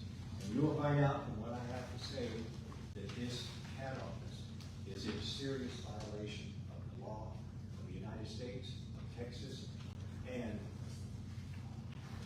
on and on. First thing I want to address is, you look at the top sheet, okay? Pay attention, go down to where it says A, B, C, D, because I'm going to address those issues with you tonight. Now let's talk about, if you want to turn the page, please, you're going to see a cap rate. Now, in old times, we were able to submit a cap rate. As I met with Mr. Hesfeld not too long ago, I was told that when I said you stop taking cap rates, he said that wasn't true. And if you could pause the clock, I'd like to call on a gentleman here who has signed up to speak and will attest to the fact that what I just said is true. Mr. Mike Petty, would you come forward, please? Peter, will you finish your comments and we'll let him speak for his. Okay, thank you. Well, what Mr. Petty will do will say what was told me. You go into a CAD office and it's like a game in Las Vegas. It's always rigged to work against you. So as we went in, we could take a cap rate, you know I'm saying the truth here, and they would accept it. And then all of a sudden I walk in and they say, nope, we're not taking cap rates anymore. And Mr. Petty will attest to that. It's true, because he heard the same thing. And we heard tonight that Mr. Hesfeld can delegate to his people. So those people are as responsible once he delegates. And so all of a sudden this year, I put in a cap rate. Okay? Because my taxes had tripled. Tripled. That's why you see so many people here. We're in pain. 37% right now. Did you know the average of Texans are going to lose their home this year? 37%, and it will raise higher. Now, if you look at that cap rate, you're going to notice something interesting. And we don't have to go to both properties. This is my Sun Valley property. When I did the cap rate originally, it shows 74,000. Okay? Now above it, it says 66,935 maintenance. Well, all of a sudden, do you have a question? No, you're back on time. Oh, all right. Well, anyway, when you evaluated it, what happened is you did a little magic in the CAD office. It went from 100% deduction to 15%. And if you look on your last page, you'll see I got them to send it. Now, where did it come out of the state law of Texas they could manipulate? Because you know why they manipulate? Because they don't see the numbers they want or like. Now, Peter, I'm sorry, but your 3 minutes are up. can I sign again? This is really important. Can somebody else give me their 3 minutes? No. You can't come back to the next meeting.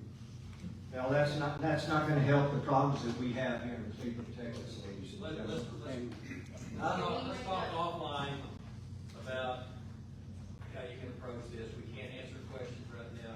Well, when you don't have time to address the issues, it's kind of heartbreaking, because I brought some really serious stuff, and I guess we don't. I understand that. I'm just saying this is not the place and time to do it. Yes. So we are constrained by the state law. Okay, can I conclude with my end comments? You're done. And your friend come up.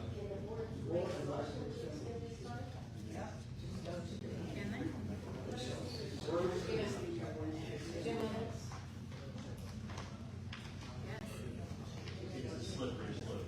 I've seen it done in other public meetings. Can't be done. It can be done, it's up to the board. But like I said, then you start losing control of your agenda. But it's up to y'all.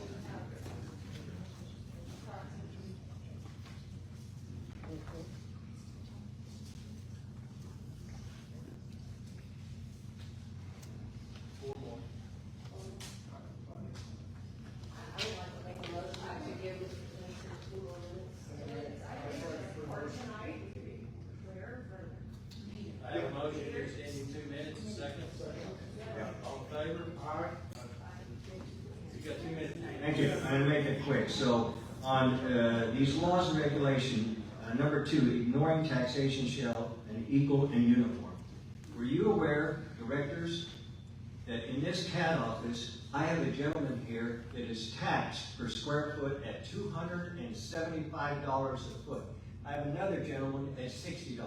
I have another company taxed at $17.50. You get it? And it says by the law, it has to be fair and equal. Okay? It's not. Now, my next point is, if I were to take this cap rate into a bank and borrow $200,000 within a month, I would have committed fraud. Okay? Now, next point. The values are not true and fair. Now, the chief appraiser has violated the Texas Constitution, which requires uniformity and equal taxation. If so doing, the chief appraiser signed an oath. You all signed an oath tonight, right?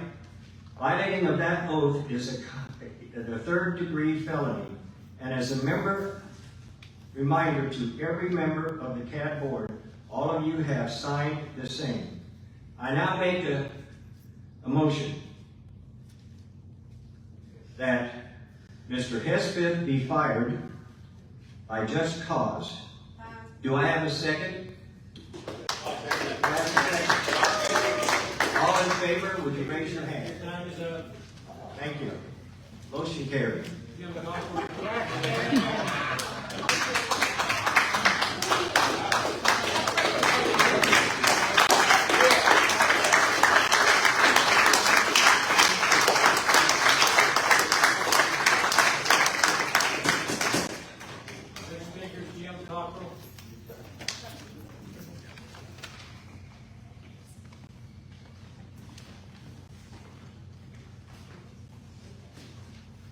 Good evening.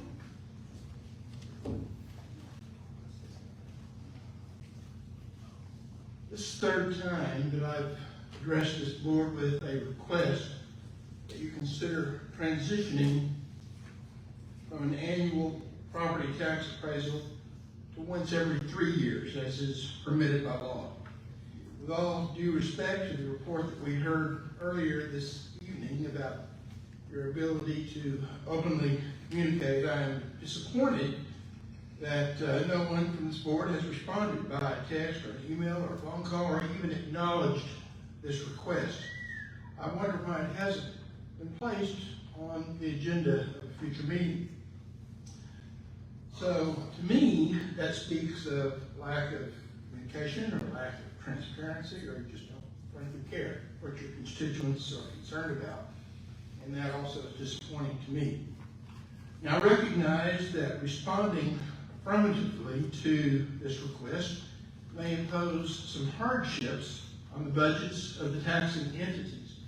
It'll step on some toes. I recognize that, and I'm sorry that such is the case, but the hardships are far greater on those property owners who are at risk of losing their property because they cannot afford the taxes that are arbitrarily increased and levied upon them every flaming year.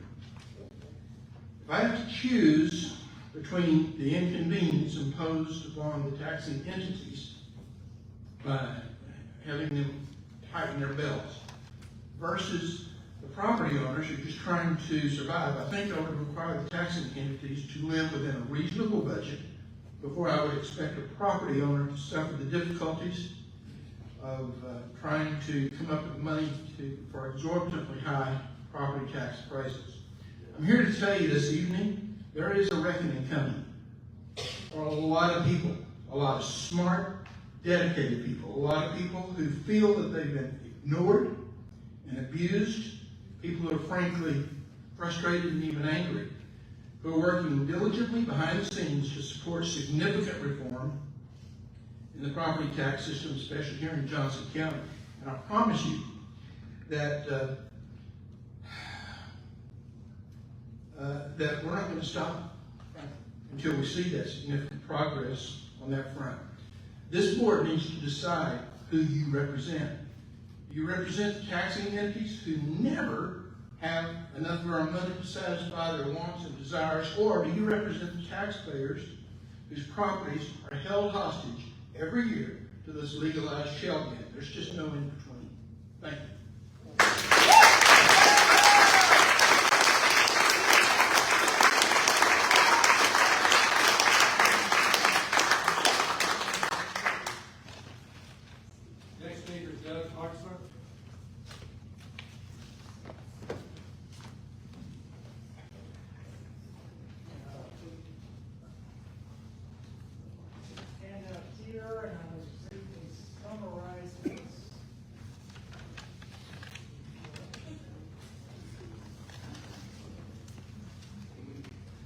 All right, so Doug Mertzler again, Wilson, Texas, there representing myself. Here, what I put before you, I've been studying the director manual a little bit, and some opportunities. So eliminate property taxes, I totally support that. And I think even being successful in the next legislative session, this could be 4 to 6 years before we get there. So what can we do in the meantime? I read of the director manual and the laws governing CAD. You guys can set policies. So we just heard an example. Appraise every 3 years. Perhaps you should write that into your policy manual. By the way, I went and looked at your policy manual. We linked off the comptroller's site. It's 3 operating procedures. They're again not really expansive. Go to Bastrop County. I kind of like theirs. It read really easy, even a layperson can understand. So anyway, a couple suggestions here is one, I think the appraisal district should publish forms and examples of how to successfully appeal your valuation. Okay, it's a big black hole in history. And hopefully there's some simple forms, and ways, and guidance. Let's put that out there. Let's help the people that need help. Some of us don't know how to approach it. I've done enough of these over the years. I'm starting to figure it out. I don't guarantee I'm the best at it yet. Okay? Next is, if there's any discretion that you can give Mr. Chief Appraiser and your staff to taking the lowest possible value, please do so. If that needs to be a policy and you need some backup, great. Those are the main 2 I wanted to talk about. This appraisal plan was kind of new to me. I didn't come across that before. I think there's an opportunity in there to cement some of these ideas and perhaps some other things with where the property owner is valued first, their interests come first, not necessarily the tax entity. So again, I'm not claiming to be an expert, but I think there's some opportunity here. So please, as you go forward, use your policy-making authority as a board, provide guidance to staff on how to deal with property valuation. Thank you.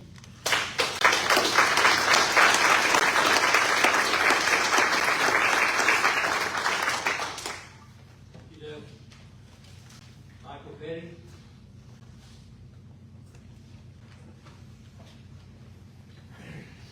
Thank you. I'm a lifelong resident of Johnson County. I've been in the multifamily for over 40 years. I have good properties, nice property, take really good care of my tenants. What Peter's talking about, what I'm talking about, is when you raise the taxes, double, triple, and they have done that on mine, it goes down to the lowest person that can afford it. And that's the people that are elderly, people who can't afford it. They're the ones that go to the street. And as I brought up last month, I said if you tax according to the cap rate, and what Peter's talking about, I've been there throughout the years, with all due respect, I have been told 2 or 3 different things. One is you can't cap rate at all. I have. Number 2, I've been doing this for 40 years. Number 2, here's the cap rate, but if the value is more than the cap rate, we don't give you the cap. In other words, the cap rate comes in and says, it's worth $100,000. But the value, we've sold other properties, sold. These are multi-families, all we're talking about here, okay? Or we're talking about rental properties, both. Then you can't take the 150, you can take the 100,000. It's a fact, it's been year after many years. This isn't isolated. The number one thing we have to do is protect our citizens. When you have $17 a square foot versus Peter's 270, I mean, I can speak for mine, that's working 100, 150, 17 versus 150, that's egregious. That's horrid, man. Absolutely. Where's it coming from? And the ones that are 17 and the ones that are low, they're out of town. They're out of town owners. They're not us here that really care about the people in Johnson County. We care. When, to us, $50, $100 may not be that much money, but to some people, that's the difference between eating. This is serious stuff. And I really care. We're not the ones that end up paying this. The tenants end up paying it, or they end up going to the street because we can't afford it. We still have a business to run. And I have kept my rents artificially low, and so finally it's going through the roof the last 2 years. And it's like, I can't do this. And then to find out that I'm at 150, even 175, go from one property, went from 180 to nearly 400 1 year. Yeah. It's like, wait, this is multifamily we're talking about. This is egregious, it's wrong, and it's got to be corrected. 17,200, 17,200. That's scary. That's scary. Again, out-of-town people who don't give a rat's patootie about what we do here, or about the tenants, or anyone else here. We care. Peter cares. I care. Peter's done a lot of detailed work. He's very passionate about this, and he should be. He's done a lot of detailed work, and Peter cares about on his tenants, and that's what he's after fighting. He's not fighting to line his own pocketbook. He's fighting for his tenants. And that's what I'm up here trying to say. And many of the people here are trying to say. It's egregious. It needs to be fair, fair, fair. It's really simple. Fair, fair, fair. Based on the cap rate, let you use the deduction, 100% cap rate, and then, you know what? When you raise the rents, it's going to reflect in the cap rate, and you can open the values. To me, it's really, really simple. Thank you very much for your time.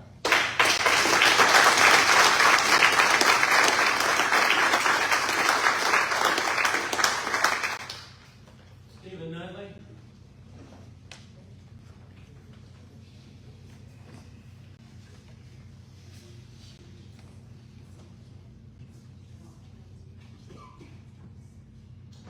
Good evening, everybody. I appreciate the opportunity to be here and discuss this with you, bring this to the attention of the review board and the appraisal district employees and the audience.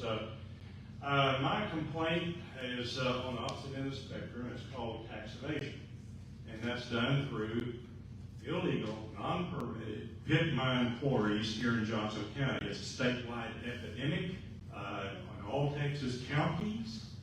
And just recently, I did some Google Earth research, and there's 3 within 1 mile where I live. Where's Waldo?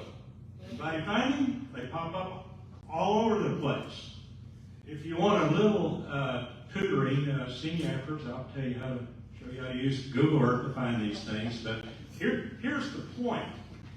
These guys are maintaining agricultural tax exemption while operating a commercial pit mine quarry non-permitted without a mine ID or anything.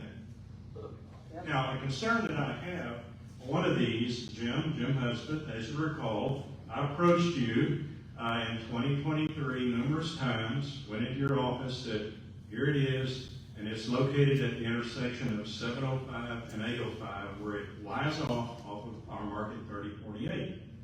And first time, you really didn't want to meet with me, but you did. But I got a little pushback, and then I came back, and my gate security camera caught an image of a huge rock crusher. I mean, we're talking 24 wheels on a semi and trailer. And I showed you that picture, and a huge excavator. And it went into the entry of this location. And you were telling me, well, I called them, they said it's a stop tank. Okay, no surprise. Then I went back again, and I said, well, look, I need to follow up on this. At that point, you had not. And I said, well, look, I have it vetted through a state agency that spoke with a local major excavation company, and they openly admitted that, yes, this is a commercial pit mine quarry. And, oh, well, here's the application. Okay, they filled out the application. But anyway, long story short, it finally got shut down in 2023. I don't know if you ever made that visit that I asked you to or not, but here's my question. That was commercial. Those were commercial deliveries, operating as a commercial pit mine illegally. I would request that you and the board here see to it that rollback taxes are exacted, and here's the remedy. The remedy to make the rest of us whole is to take those proceeds and subdivide that among the thousands of property owners and credit us back that money that we propped up. You see the point? Okay.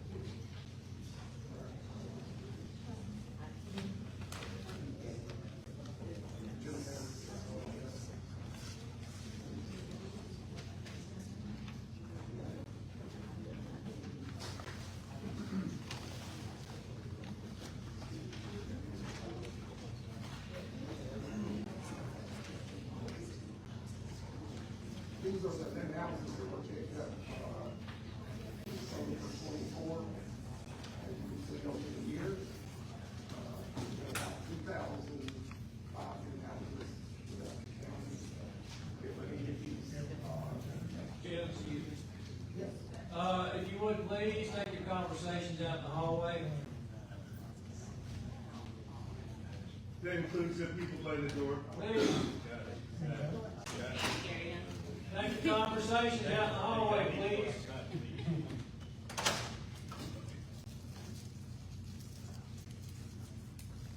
Try to make this as quick as possible. Thank you.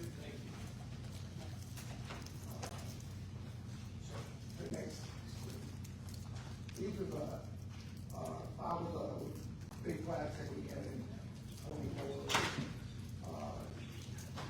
in the different places we have. As you can see, Johnson County is growing for sure.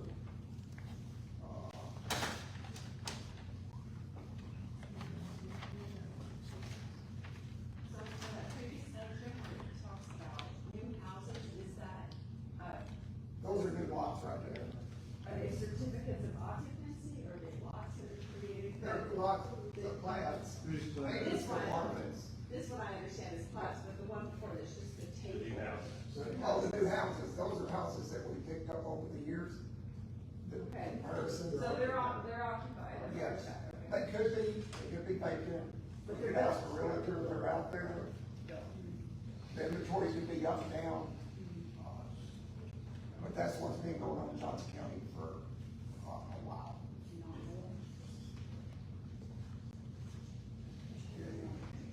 Let's go to Eagle View.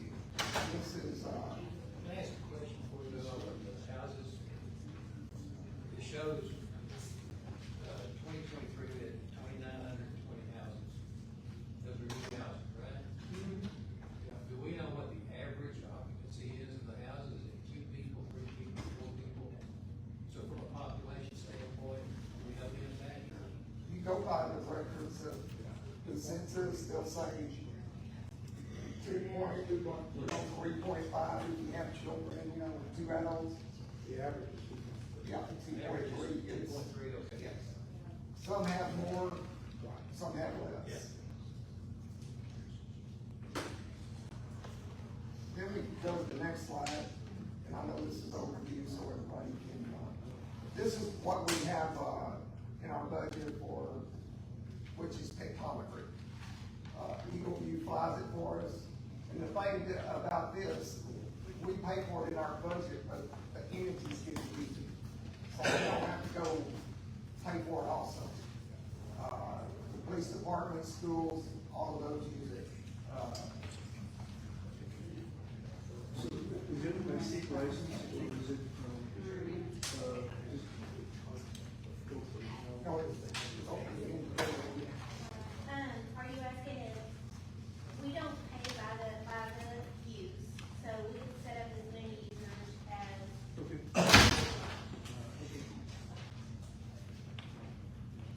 Yeah, so the entities use it, the next slide is our homesteads. We have about 47,000, homesteads over 65, that get applied for. Then we have our disabilities like, the disabled. We have 100% disabled veterans. We got 1,441 of those in our county that we know about. That apply. Can you see that? Yeah, now we got. It was on the wrong side. Okay. I'm sorry. Yeah, this is, you can't see. You can't see. You're going too fast, Frank. Oh, sorry. No, you're on the right one now. We have 443 deferrals. What does that mean? Okay, deferrals are over 65 or disabled people. If you're over 65, you can defer paying your taxes. but they get paid by your heirs? Yes. Yes. So they accumulate, but the interest rate on it is not as expensive as if they didn't do it. And if you have a mortgage, let's say you're over 65 or disabled, and you have a mortgage, your mortgage mortgage company's probably gonna pay them because they're not gonna let you not pay your taxes. Most people, what they do when they become 65 is defer but pay their taxes.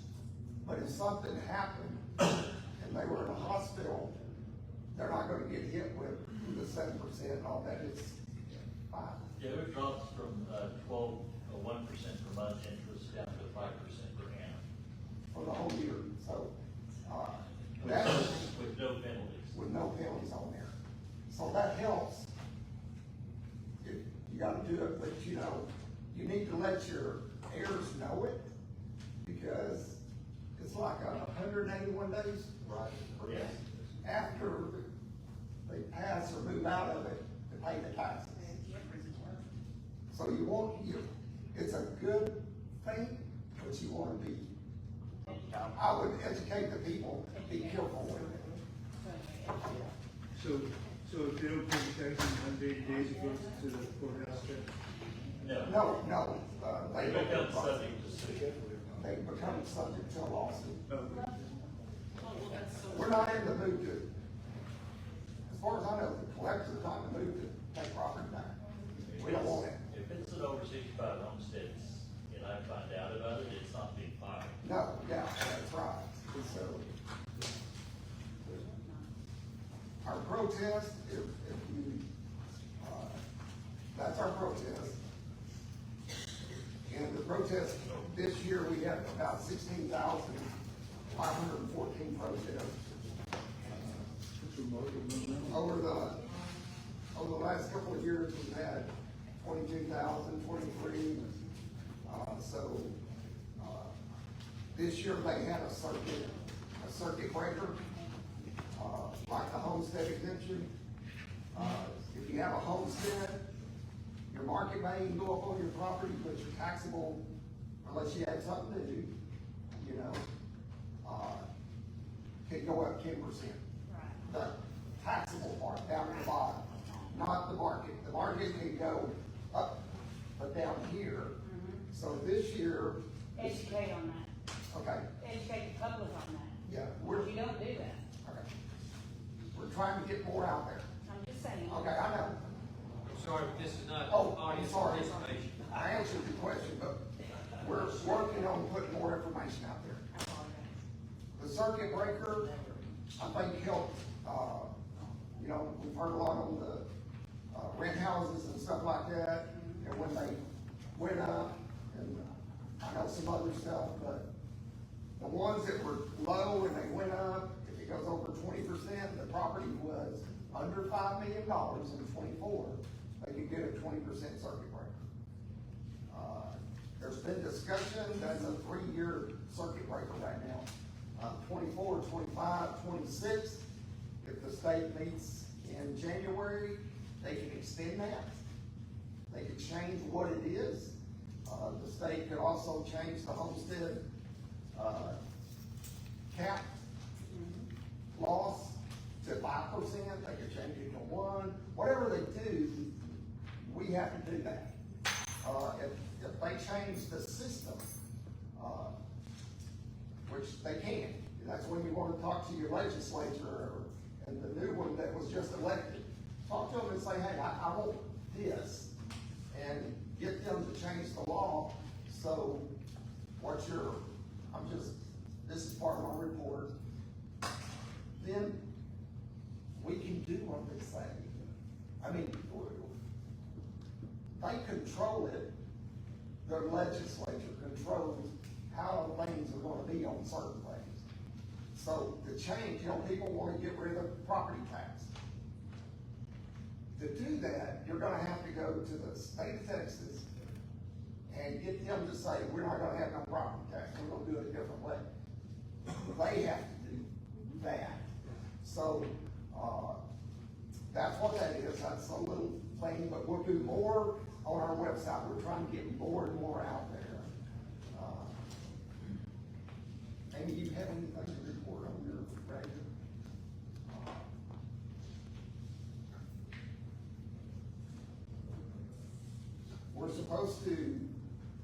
We're in the process of certifying the appraisal road to the entities, next week. It's required by law that we certify by the 25th. So, that process the next 3 or 4 days, so it's, got a lot to do in a short period of time, get all the values in, the ARB changed. Then, the lawsuits, we've had lawsuits, we'll get more lawsuits. It's the nature of the beast. And the county, Johnson County used to be a small county that turned into, like our attorneys have told us, Chris Jackson, that represents some of those. You have been found out in Johnson County, and the attorneys and stuff will come down and sue more. So our budget for attorney fees will go up. So that's what will happen during that time. Jim, question around here, our lawsuits, is that something that we should go into executive session occasionally? Occasionally we will. Yeah, if we're going to get into individual lawsuits. Right, but I'm just saying, we've been coming since, well, we're in June now, so I've been coming since January, but I don't know any specifics on the lawsuits, and I don't know when that point comes that you might. Most times, if they go to court on one, we would go in and talk about it and say it's gonna cost, go see you and say, this is gonna happen. If I can settle it within reason, I've been able to settle, but we can go and talk more specifics about the lawsuit. Can't talk about them right here, but we can do that. We set that up before we talk about the lawsuit. In an education session. Yeah. So we'll, do that. The other thing that, the chairman asked, this is our, the organization chart.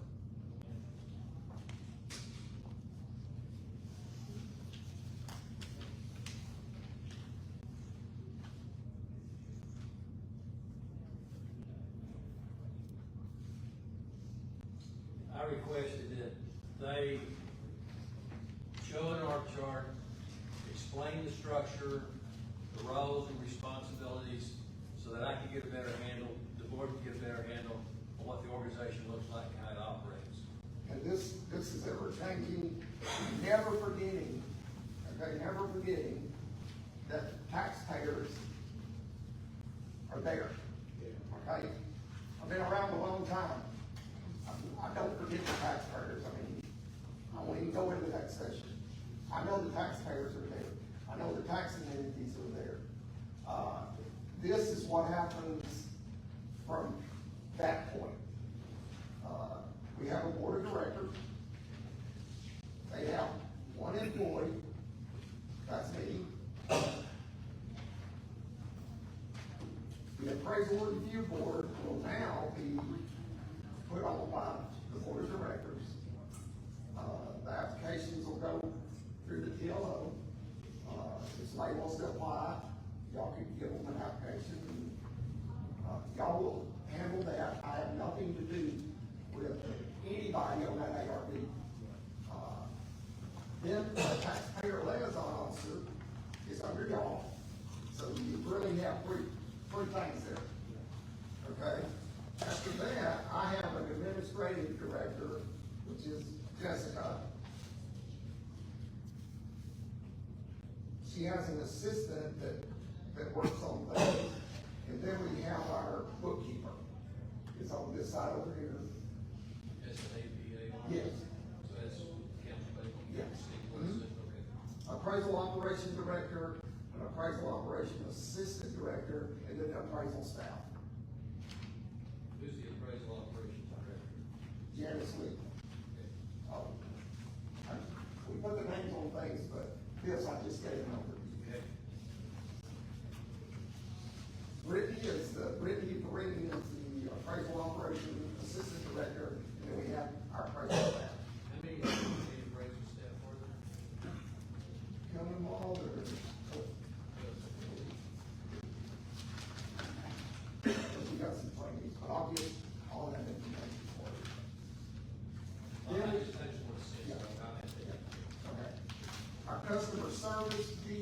GIS, the same deal.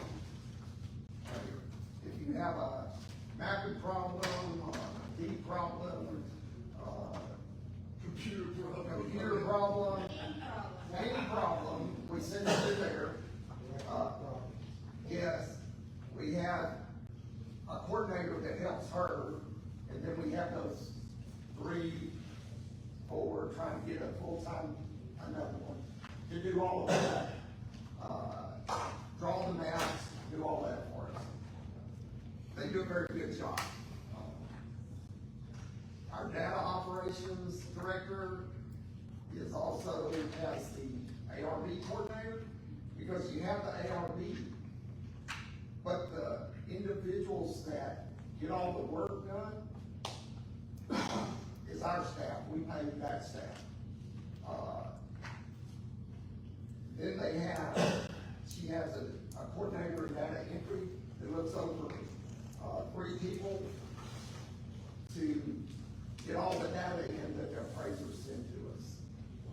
And then the ARB coordinator has a staff of 5 or 6 people to run those 2 ARB panels.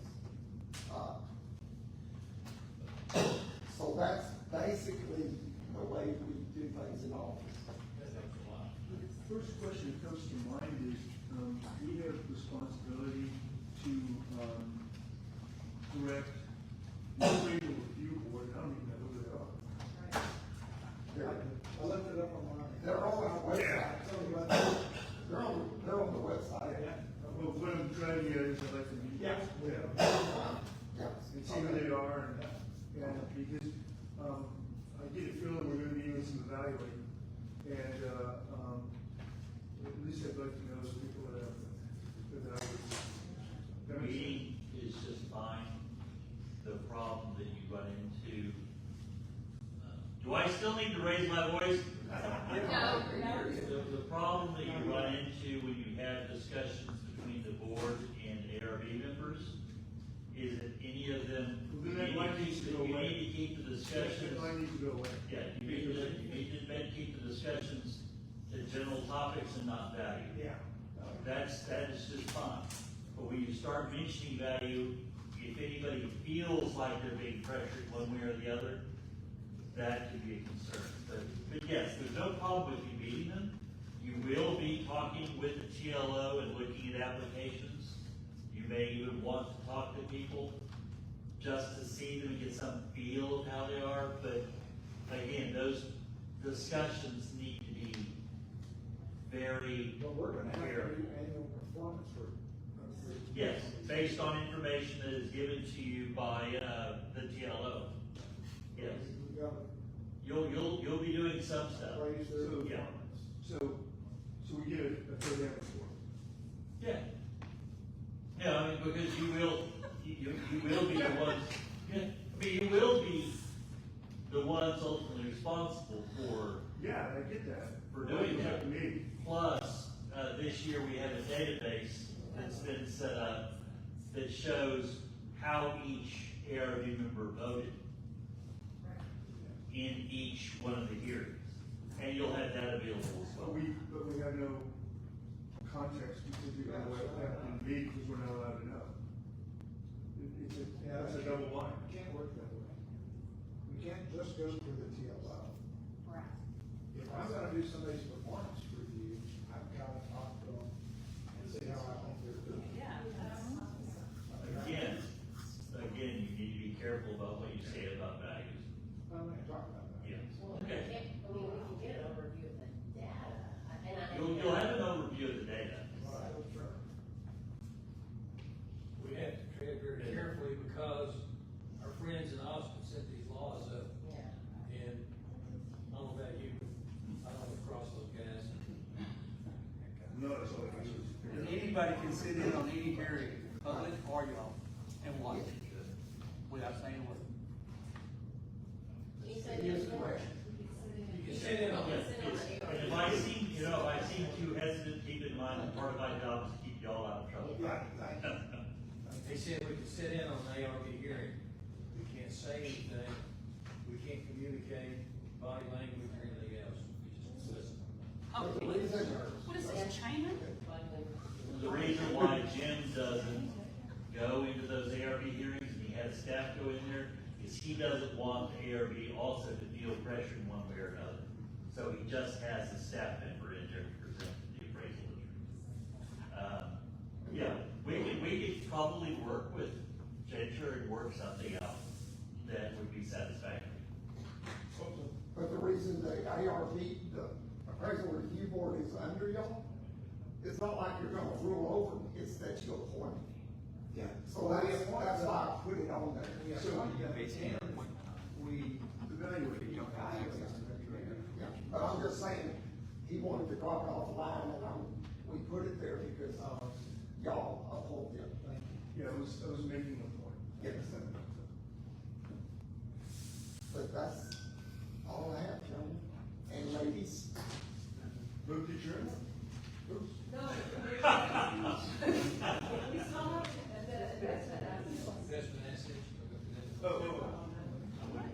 We said it was over the That is just our quarterly, investment policy that we have to put out. So I had a question in the, and I know we talked about banking earlier in the fees. All of the 2.5 million is held in a bank. And Texas law would allow us to invest it like in a pool, which is earning like 5.3%. Yes, we are looking at that, the auditor is also looking at it because he, that it's in our investment policy that we can't invest in.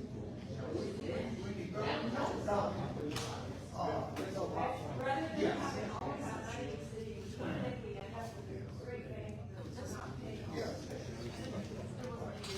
They're super safe, you give your money out easily. We are looking into that also. All the things they have to invest in my laws. What do we need to report on that? I'll give it to you next month. If I can, I'll let you know. Thank you.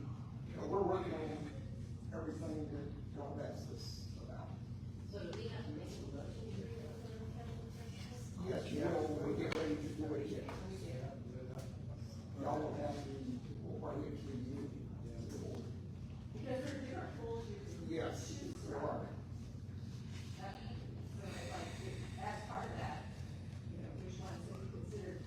When I looked, they look like they're all paying about the same, but,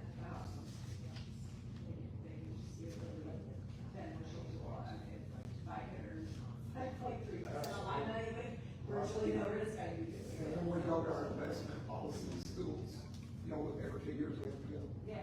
The guy that does that, he knows, he's real good about knowing which investment pool you want in, and which one you might not want. Right, exactly. So we've got some experts out there that can help us. Look at what else is in that. Okay. So we'll bring that to you all. You know,